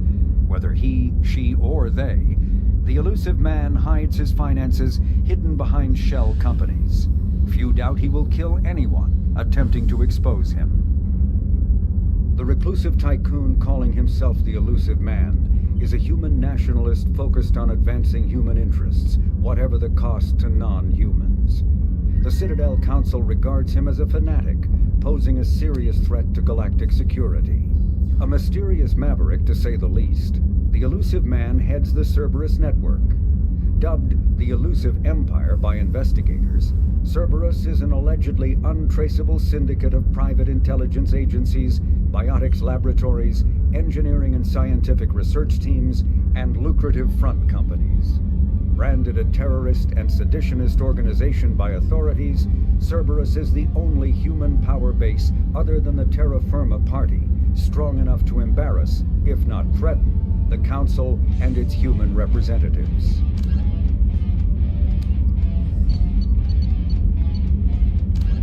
Freedom's Progress colony was once a typical Alliance settlement, but following complete communications blackout and its apparent destruction, is now a lightning rod for anxiety and dread in the galactic human community.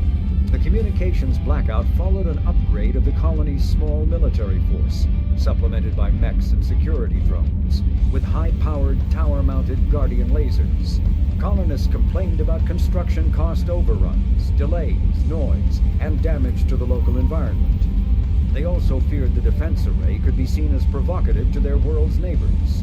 Such fears may not have been baseless. Authorities have still offered no explanation for the communications blackout, fueling rumors of plagues, natural disasters, or a cult-inspired mass suicide. Located in strategically insignificant space, Freedom's Progress colony had once offered residents spectacular rainbows, lush marshlands, and stunning mountain ranges. Its potential as an agricultural settlement and tourism wonderland rivaled that of any Alliance colony. The Systems Alliance space vehicle Normandy is a prototype starship created as a joint human and Turian venture. A frigate optimized for reconnaissance missions, the vessel uses state-of-the-art stealth technology. Most ships generate tremendous heat that is easily detectable against the absolute zero background of space.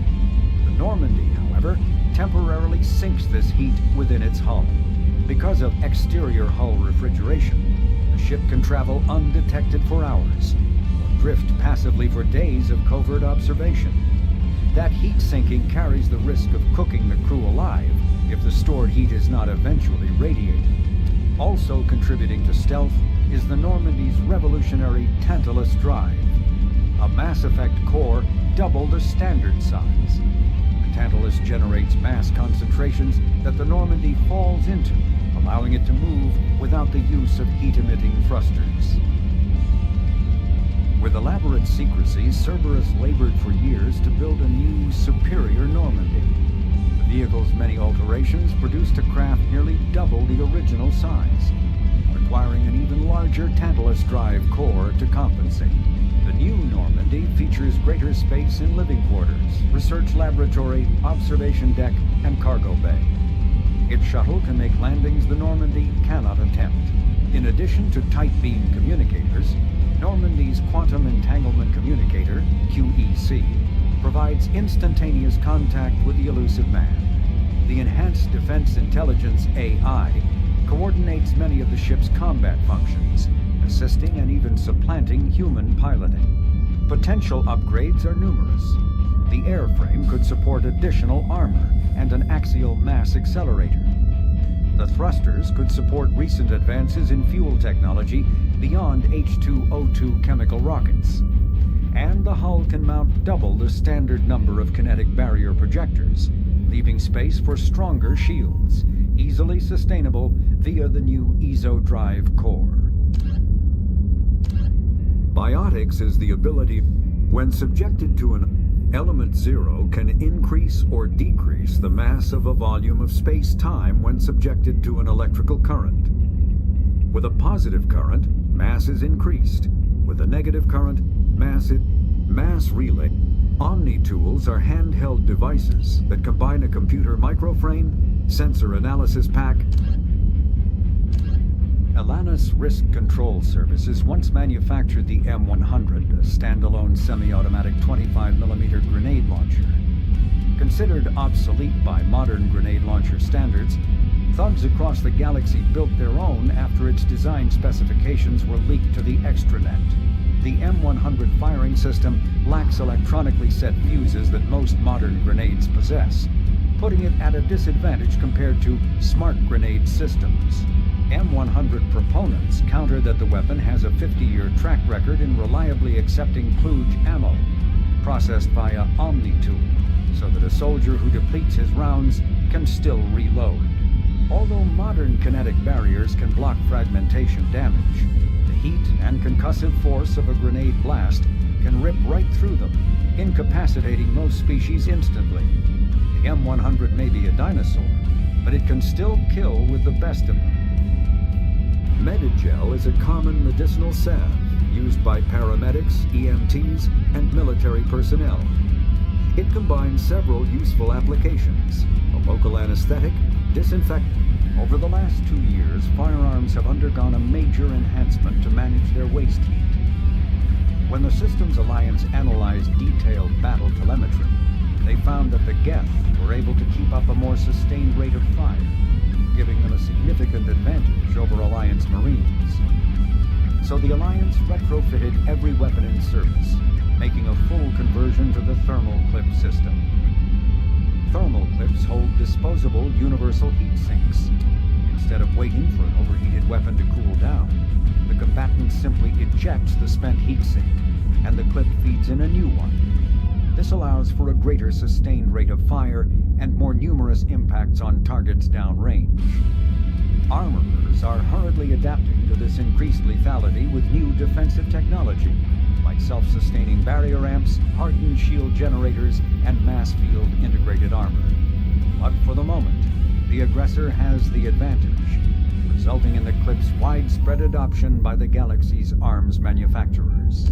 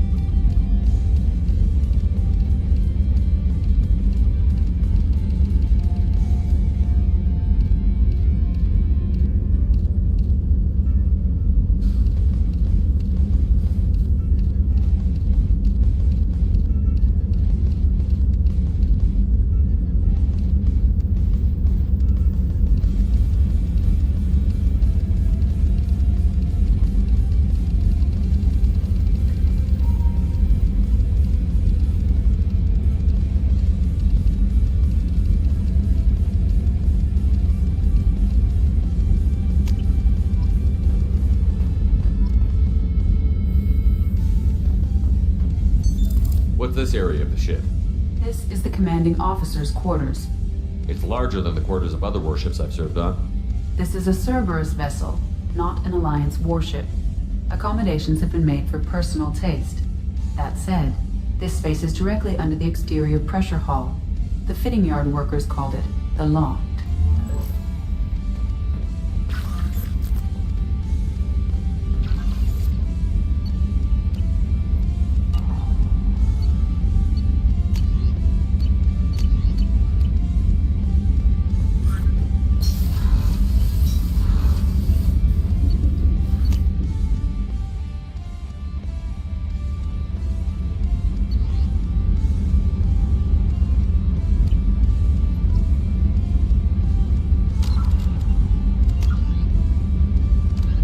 The Systems Alliance UT-47 drop shuttle landing craft holds 12 soldiers in a cramped, uncomfortable cargo bay and 2 more in the cockpit.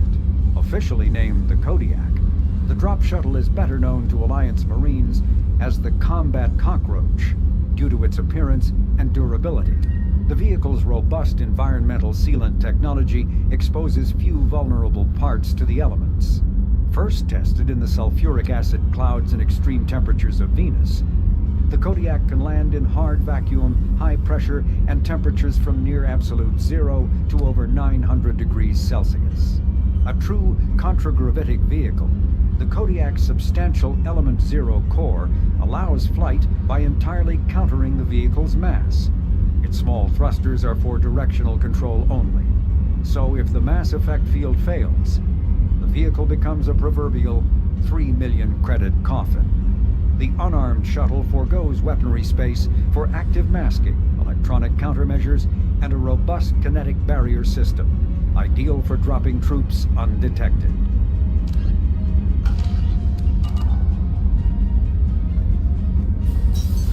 What's this area of the ship? Normandy's cargo deck. It includes facilities to rearm and repair Normandy's embarked ground vehicle and shuttle.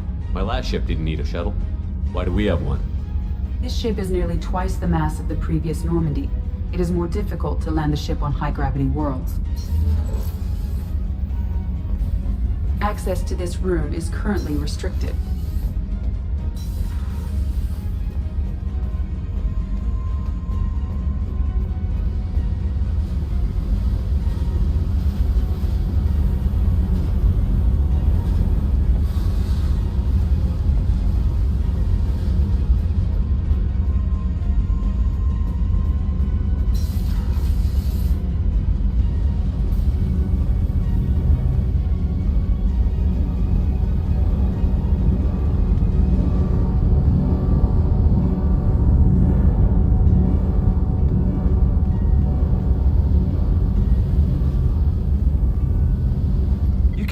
Down here to see us? You're speaking to our commanding officer. I'm touring the ship, getting to know my crew. I'm Engineer Ken Donnelly, handling the power control systems. This is Gabby. That's Engineer Gabriella Daniels, actually. I'm responsible for the propulsion systems. What can we do for you, Commander? Are you set up okay down here? We can't complain. I just wish it didn't take so long to calibrate the FBA arrays. Kenneth, you're complaining. What kind of problems are you having? When they upgraded the Normandy design, they got a bit sloppy with the FBA couplings. I won't bore you with the tech, but there's an array of attenuators in the primary power transfer system that channels the field bleed. Kenneth, you're boring the commander with tech. In short, if we had T6 FBA couplings installed, it'd save us a lot of maintenance time each day. Why isn't something like that already installed? It's probably just a design oversight. Efficiency isn't affected, it's a maintenance issue. Also, the T6 model can be hard to find. Nash and Stellar Dynamics discontinued them. We could probably find used ones in the Omega markets, but we have no time for shore leave. Where did you receive your training? Both Gabby and I started in the Alliance, serving on the SSV Perugia. She flew in the first wave at the Battle of the Citadel. We saw Sovereign firsthand. Why did you leave the Perugia? After you died, Anderson lost political clout. The Council backslid on the Reaper menace. They discounted Sovereign as an isolated threat, as a single... Which was bullshit. They said your warnings of a greater danger were mistaken or delusional. We lost respect for Alliance leadership. We need to fight the real enemy, and only Cerberus seem to be doing that. How did you wind up with Cerberus, Ken? Once you were gone, the Alliance brass descended like vultures, tearing apart everything you'd said. I was very public with my defense for you. I didn't hold back. That's an understatement. If Kenneth wasn't such a talented engineer, they'd have court-martialed him for insubordination. But it got me noticed by the elusive man. He made an offer, and here I am. So why did you join, Gabby? Kenneth and I have been partners in crime since we graduated from Tech Academy. When he got the Cerberus offer, I insisted that it include me. He'd fall apart without me. Thanks, Mum. Also, I love engines, and the Normandy is state-of-the-art. When I got the opportunity to work on her, I had to jump. What do you think about Cerberus? Actually, we don't know much about the organization other than the Normandy team. We know our mission and who's in charge. We're off to kick the Collectors right in their daddy bags. That's enough for me.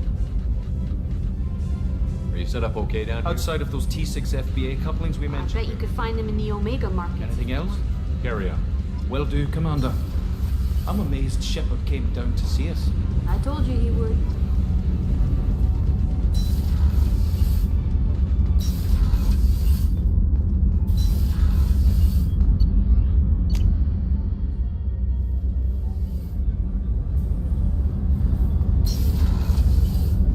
Shepard, the men's restroom is on the port side of the ship.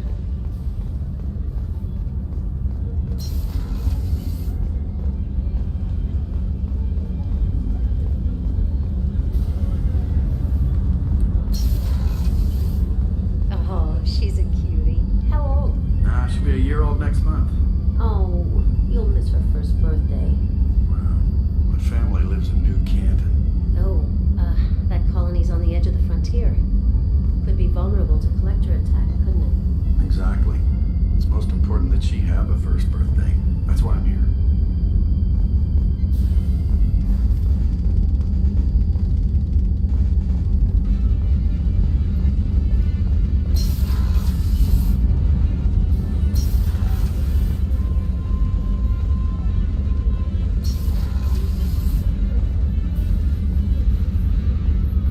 Access to the AI core is restricted.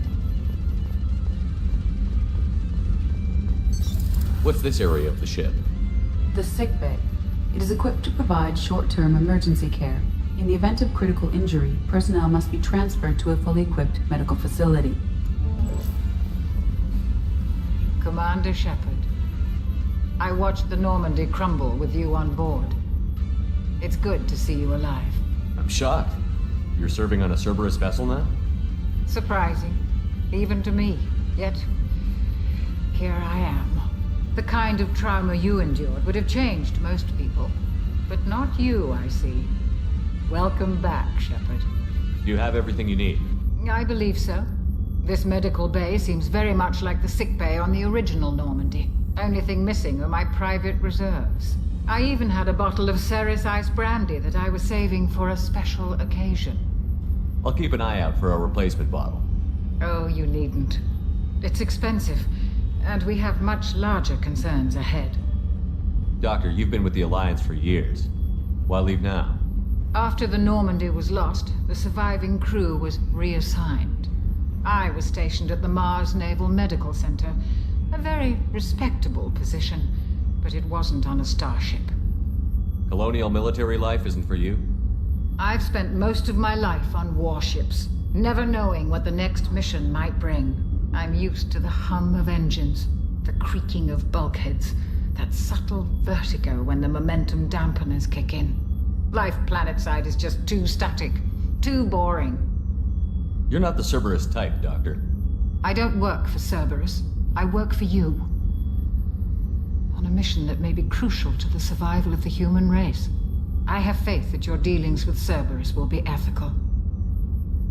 I trust you, Commander. There's a very good chance this mission will be a one-way trip.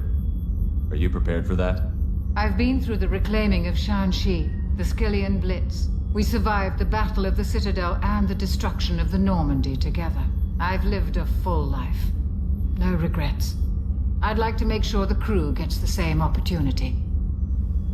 There's a very good chance this mission will be a one-way trip. I've been through...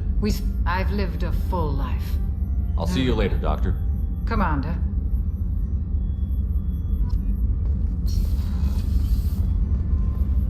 Chef surprise again? Come on, Rupert. I'm sorry, Princess. Filet mignon and caviar coming right up. Let me just get out my doilies. That'd be real nice, Mr. Gardner.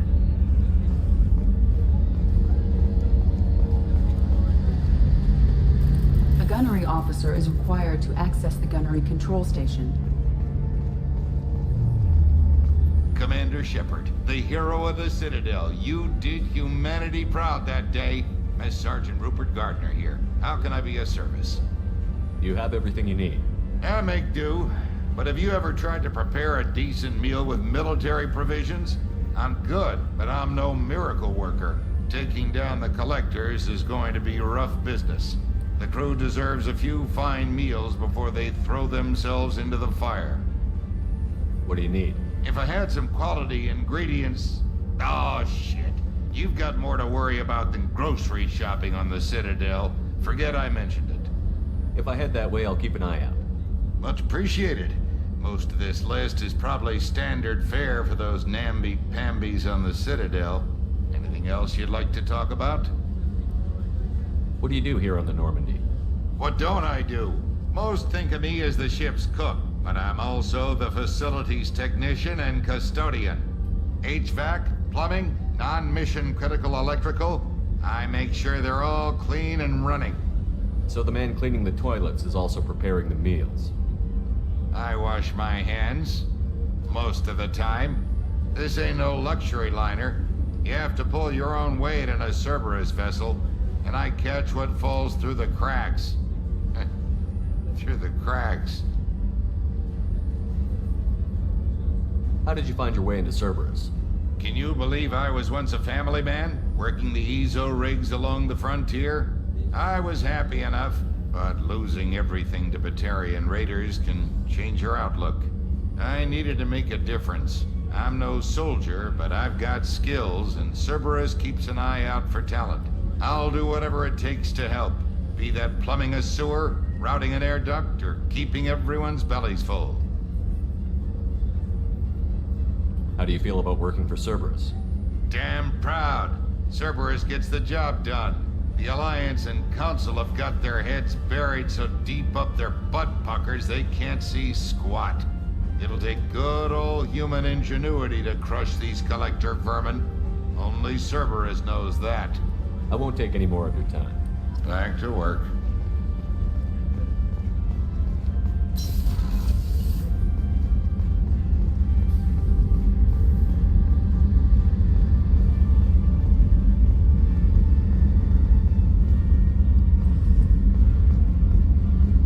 Commander, what can I do for you? You have a minute, Miranda? No doubt you've got a lot of questions. Cerberus isn't as evil as most people believe. If I can help allay any of your concerns, I'd be happy to do so. So, what would you like to know?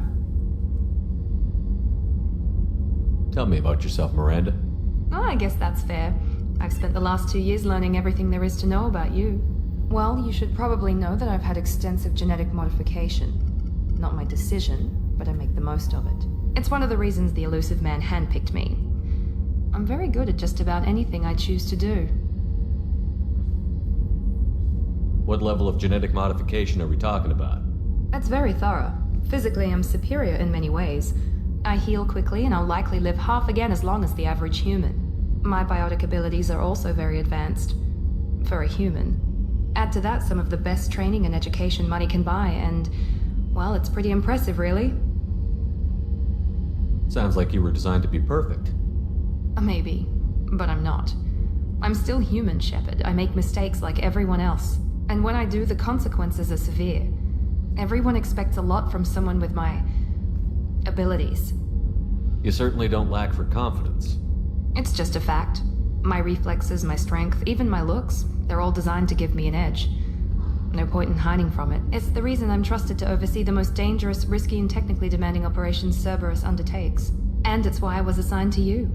It's my job to make sure you succeed, Shepard. What level of genetic modification? That's very thorough. Add to that some of the best training and education money Thanks can for the buy. information, Miranda. I'll talk to you later. Of course, Commander. Whatever you need.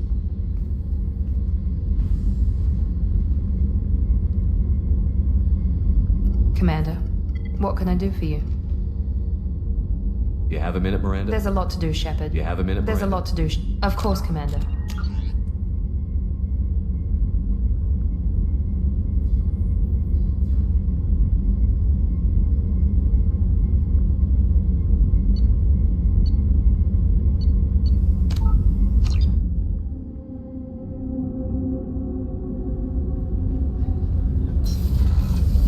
Oh, she's a cutie. How old? She'll be a year old next month. Oh, you'll miss her first birthday. My family lives in New Canton. Oh, that colony's on the edge of the frontier. Could be vulnerable to collector attack, couldn't it? Exactly. It's most important that she have a first birthday. That's why I'm here.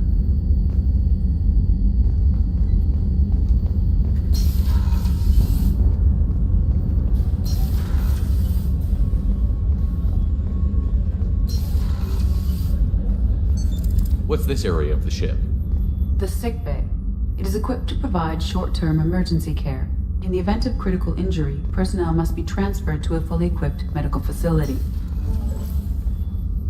Commander Shepard. I'm shot. The kind of trauma you endured.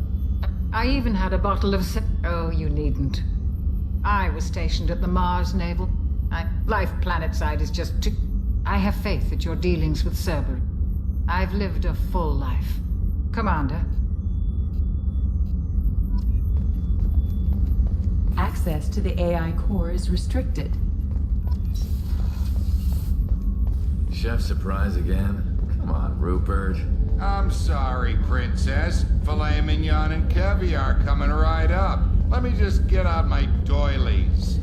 That'd be real nice, Mr. Gardner. A gunnery officer is required to access the gunnery control station. Commander Ship, Miss Sergeant Rupert, taking down the collector. What do If you I need? had some quality anything else you'd like to talk about? It'll take good old human ingenuity to... HVAC? Plumbing? Through the... But I'll do whatever it takes. Damn the Alliance. It'll take good old Back to work.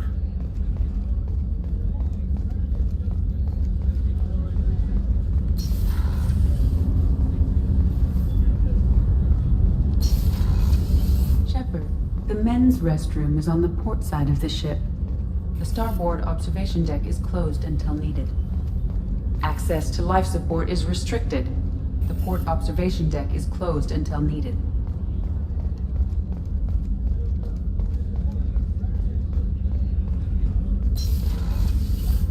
Commander, what can I do for you? Anything I should know regarding the Normandy? The crew's working well, and the ship appears to be performing to specifications. What exactly are your duties, aside from keeping an eye on me? I'm the Elusive Man's agent. You're his most important asset.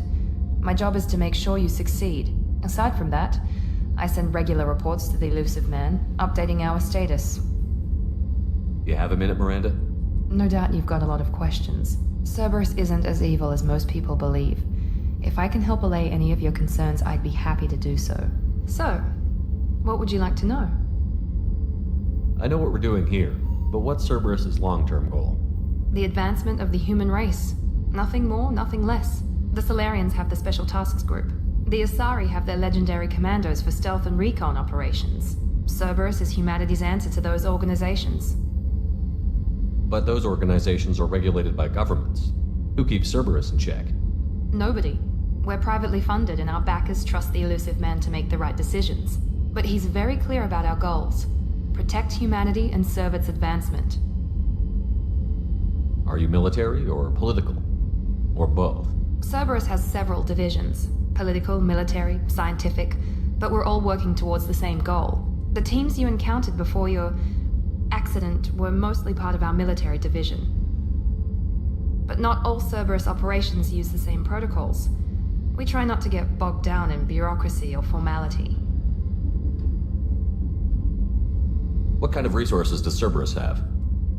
We're very well funded, though I doubt anyone other than the elusive man knows exactly how well. But our resources aren't unlimited. Reviving you and rebuilding the Normandy was a significant investment, and a significant risk. We're all hoping you can do the impossible, Shepard. No pressure. What can you tell me about the elusive man? Not much that you don't already know. Even I don't have access to most of his background. And you've seen more of him than most ever do. It's rare for him to become directly involved in missions, but you're something special. Whatever else people might say about him, I can assure you he's got humanity's best interests at heart. That includes you and me.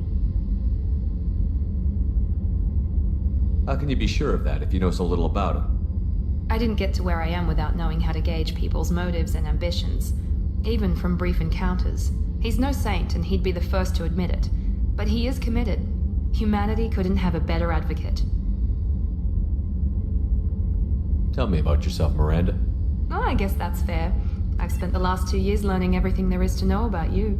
Well, you should probably know that I've had extensive genetic modification. Not my decision, but I make the most of it. It's one of the reasons the elusive man handpicked me. I'm very good at just about anything I choose to do. What level of genetic modification are we talking about? That's very thorough. Physically, I'm superior in many ways.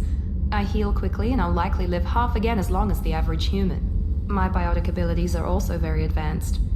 For a human. Add to that some of the best training and education money can buy, and, well, it's pretty impressive, really. Sounds like you were designed to be perfect. Maybe, but I'm not. I'm still human, Shepard. I make mistakes like everyone else. And when I do, the consequences are severe. Everyone expects a lot from someone with my abilities. You certainly don't lack for confidence. It's just a fact. My reflexes, my strength, even my looks, they're all designed to give me an edge. No point in hiding from it. It's the reason I'm trusted to oversee the most dangerous, risky, and technically demanding operations Cerberus undertakes. And it's why I was assigned to you. It's my job to make sure you succeed, Shepard. What level of genetic modification? That's very thorough. Add to that some of the best training and education money can buy. Thanks for the information, Miranda. I'll talk to you later. Of course, Commander. Whatever you need.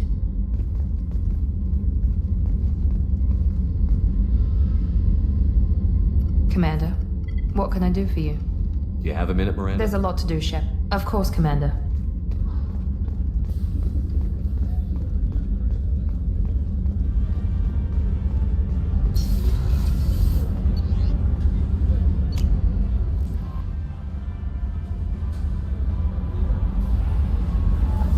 A scientist is required to use the technical laboratory. Welcome aboard, Commander. What's this area of the ship? This is the Combat Information Center. Here, the crew receives sensor data and coordinates gunnery and damage control efforts. While Normandy is flown from the bridge, during combat, the commanding officer issues orders from the CIC.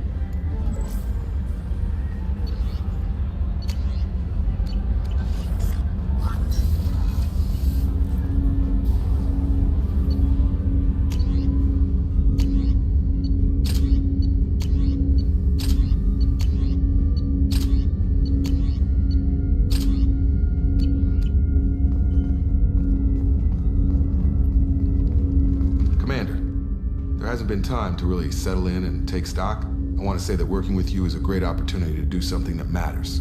It's a privilege to serve on the Normandy, Commander. You may change your tune if we end up like the original Normandy. Maybe. As long as the elusive man walks his talk. And you do the same, I'll do my best to make sure we succeed. That's been the condition for my service so far. I have issues with certain actions Cerberus has taken in the past. What has Cerberus done to make you nervous? A lot. They've been called terrorists, and with good reason. Doubt you can find a more checkered past. But if the Collector threat is real, and we do something about it, Cerberus will be remembered differently. Or we'll all be tried and executed. Can't count on people thinking about it as hard as I have. It's good to hear a clear opinion. Sounds like we're two of a kind. That honors me more than you, Commander. Let me know if you need anything.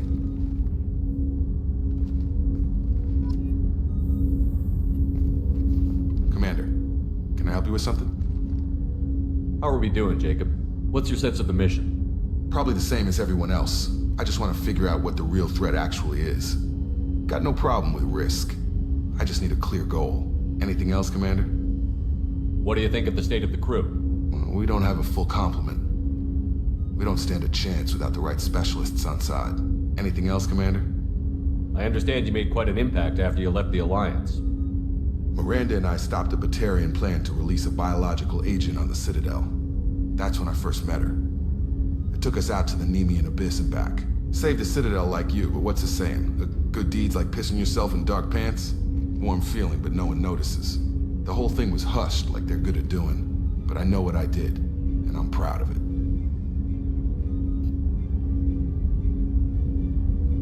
I'm more interested in just talking for a bit. Already? I'm not big on forcing these talks, Shepard. Let's do this talk later. Commander.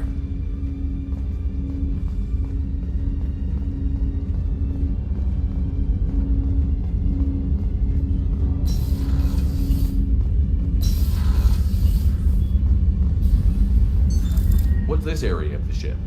This is the FTL communications room. In addition to interfacing with the FTL comm network, Normandy is fitted with a quantum entanglement communicator linked to the Illusive Man's office.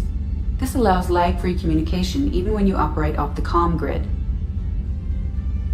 I've never heard of a quantum entanglement communicator. How does it work? Essentially, two subatomic particles are created in an entangled state. One is installed here, and the other in the Illusive Man's office. When one particle occupies a given quantum state, its entangled partner will always enter the opposite state, no matter the distance between them. If we alter the state of our particle, that alters the state of the Illusive Man's. This allows us to send data in the form of quantum bits. Why aren't these used everywhere? Each quantum pair costs nearly as much as a comm relay, and can pass only one quantum bit of data at a time. In addition to the cost and bandwidth issues, the system is strictly point-to-point. To contact 100 different worlds, we would need to manufacture and install 100 entangled pairs, one link to each world. That's all for now. Logging you out, Shepard. What's this area of the ship? This allows lag-free Logging you out, Shepard.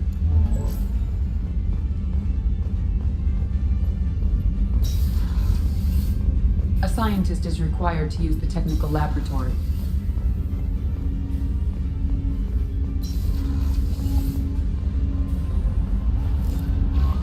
Joker would like to see you up on the bridge, Commander. I'm Yeoman Kelly Chambers. I've been assigned as your administrative assistant. I'll manage your messages and help you monitor the crew. And I must say, it's such an honor to work under you, Commander Shepard. I handle my own business. I understand.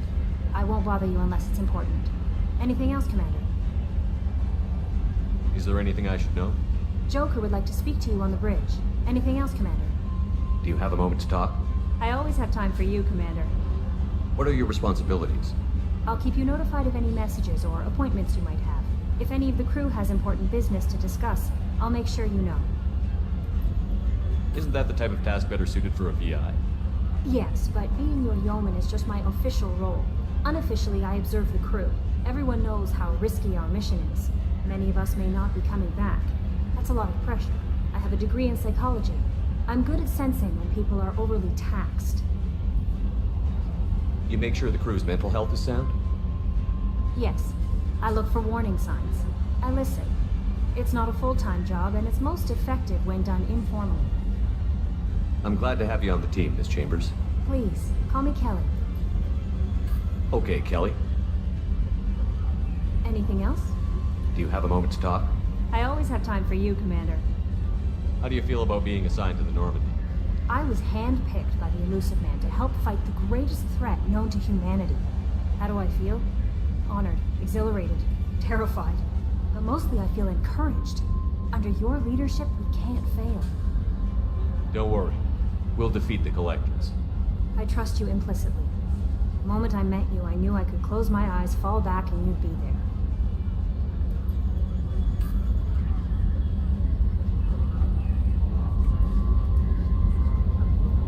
Your trust is well placed, Kelly. I knew it would be. Thank you, Shepard. Anything else you'd like to talk about? This organization has a dark reputation. Do you have any concerns working for them? Not at all. Our methods can be harsh, but Cerberus has noble objectives. We look out for human interests. Advance human technology, save human lives. They're good goals. It sounds like Cerberus wants to dominate all aliens and put humankind on top. Cerberus looks out for humanity, but that doesn't mean we hate aliens. My sister started a dog shelter, but she loved cats too. I love humanity. I also love Asari, Quarian, Turian, Solarian, Hanar. That isn't in conflict with Cerberus ideals. That's a very positive attitude. What can I say? I'm a people person. Anything else you'd like to talk about? What are your responsibilities? If any of the crew has important business... Isn't that the seventh task? I have a degree in psychology. I'm good at sense... Yes. I look for warnings. We're lucky to have someone... What else would you like to know? We look out for human interest. I love humanity. I also love Asari, Quarian, Turian... That's a very positive attitude. Anything else you'd like to talk about? I was... but mostly I feel encouraged. Don't worry. I trust you implicitly. Anything else you'd like to talk about? Okay. Maybe we'll talk later. How may I help you, Commander? Is there anything I should know? Joke? Anything else, Commander? That'll be all. I'll be here if you need anything.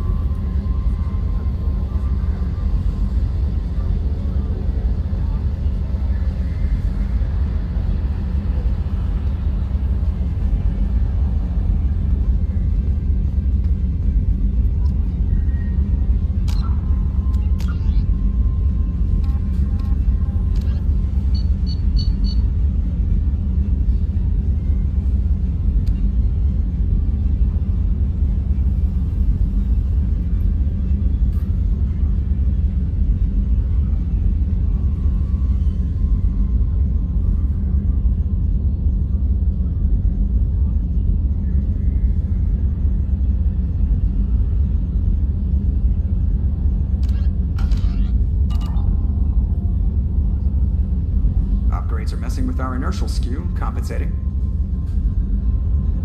Can you believe this, Commander? It's my baby! Better than new. It fits me like a glove! And leather seats! Military may set the hardware standard, but on a first-gen frigate they could care less if the seats breathe. Civilian sector comfort by design. The reproduction is not intended to be perfect, Mr. Moreau. Seamless improvements were made. And there's the downside. I liked the Normandy when she was beautiful and quiet.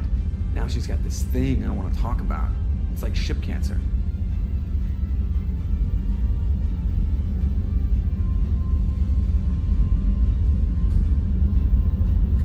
I don't trust them. We still need to move ahead, but it's all too convenient. Maybe you're right. I guess it's hard to argue when they install an AI to spy on us. We're staying though, right? I mean, the seat is real leather. Good to see you're keeping it all in perspective, Joker. Leather? Yes, Shepard. What's this area of the ship? This is the bridge, where the navigator plots our FTL vectors, and the helmsman maneuvers the ship. Yeah, sitting right here, thanks. I want to know more about the people I'm working with. Much of that data is classified. Do you have a specific inquiry? How did Cerberus replicate the most advanced warship in the Alliance Navy without anyone knowing?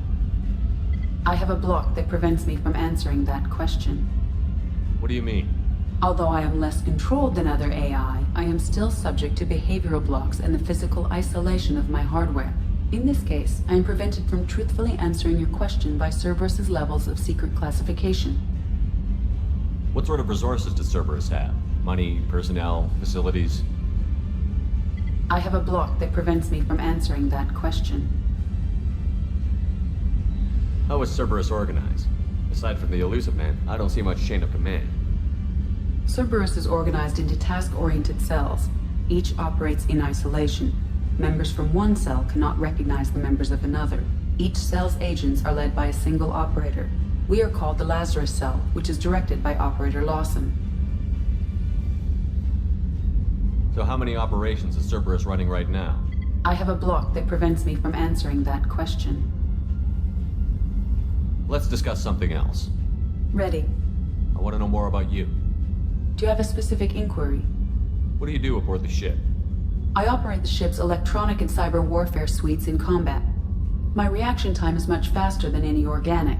I collate the records of shipboard monitoring devices for the Elusive Man. I serve additional functions which are restricted at this time. Restricted functions?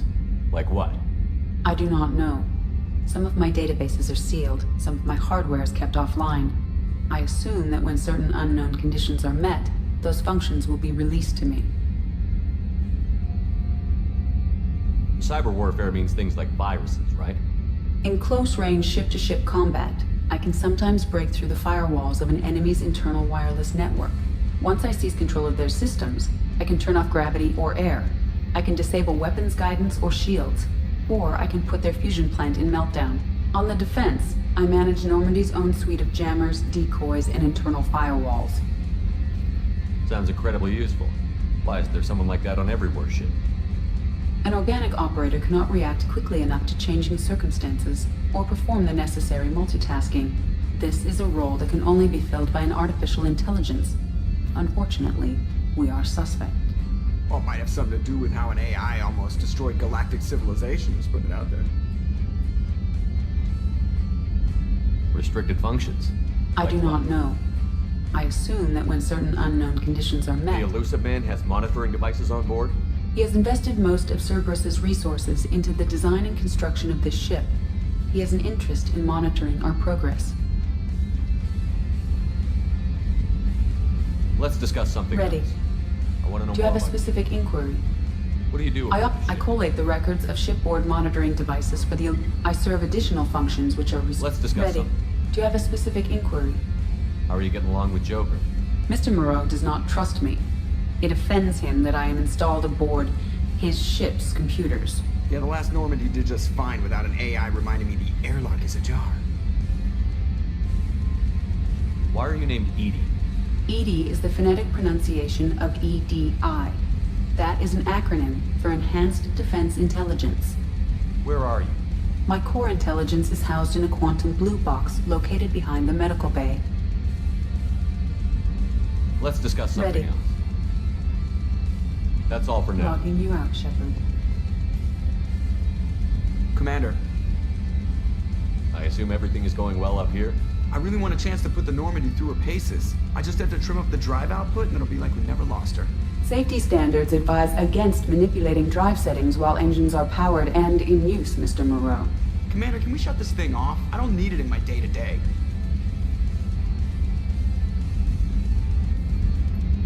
If you don't want to hear it, turn the damn sound off. Well, it doesn't change anything. It's still watching. Like some creepy kid staring at the back of your head in comp side. You just want to punch him, but he's special and he sets fires or something.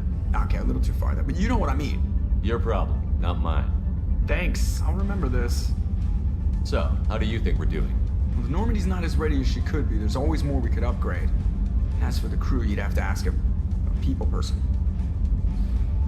What do you think about the people we're picking up? Well, about the ones you went out with last, I would never say anything against Miranda and expect to survive the reprisal. Jacob is way too nice a guy for the number of ways he knows how to kill people. It's just my opinion, though. There's really no need to go spreading it around. Ever think about the old Normandy and the trouble we got up to? Yeah, those seem like the good old days now, but come on, it was hell at the time. Geth, Saren, Sovereign, and then we got dumped. We're stuck in a weird place, sure, but back then it wasn't all sunshine and bunnies. What happened to the rest of the old crew? I heard most survived. Almost did. Presley didn't. The rest of us just sort of drifted apart. The Alliance didn't care. I don't think they liked all the non-humans in your crew. We were your team, Commander.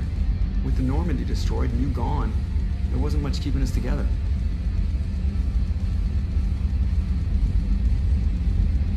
What happened to the rest of the old Almost. We were your team, Commander. With the Normandy destroyed. I assume everything is going well up here? Good for now. Fractured my thumb on the mute, but I think I made my point. I assume everything is Good going for well. now. Fractured my... That's it for now. See you, Commander.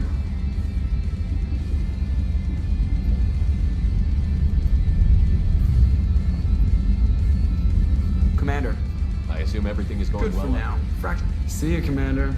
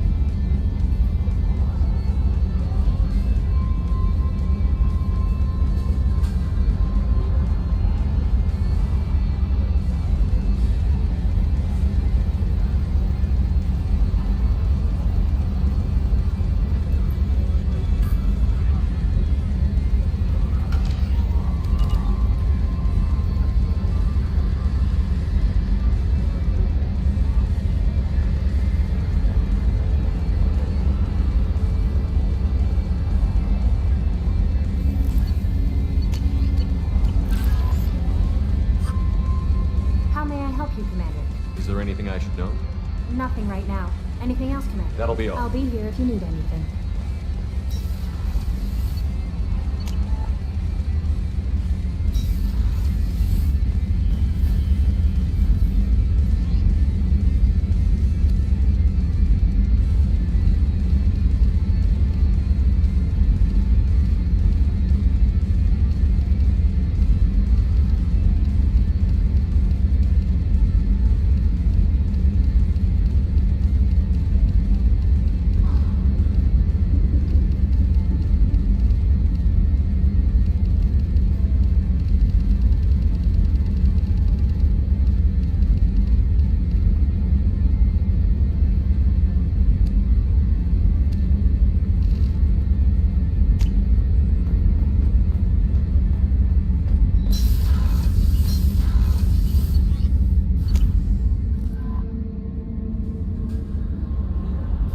Received a new message at your private terminal.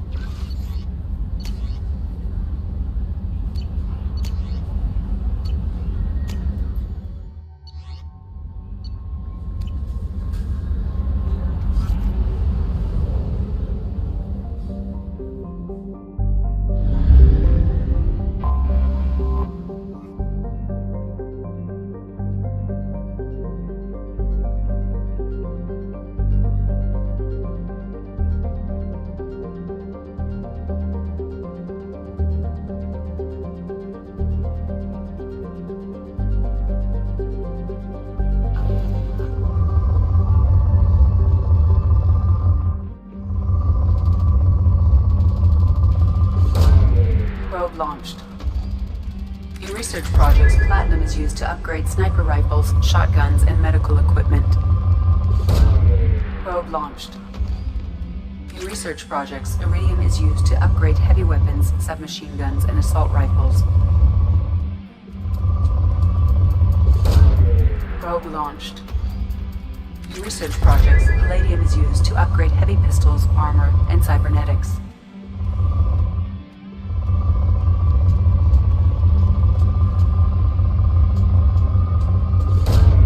Probe away.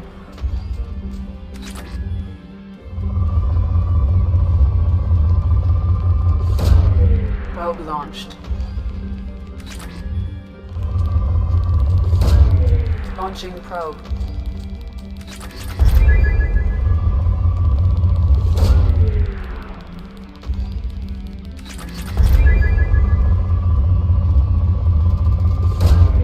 Launching probe.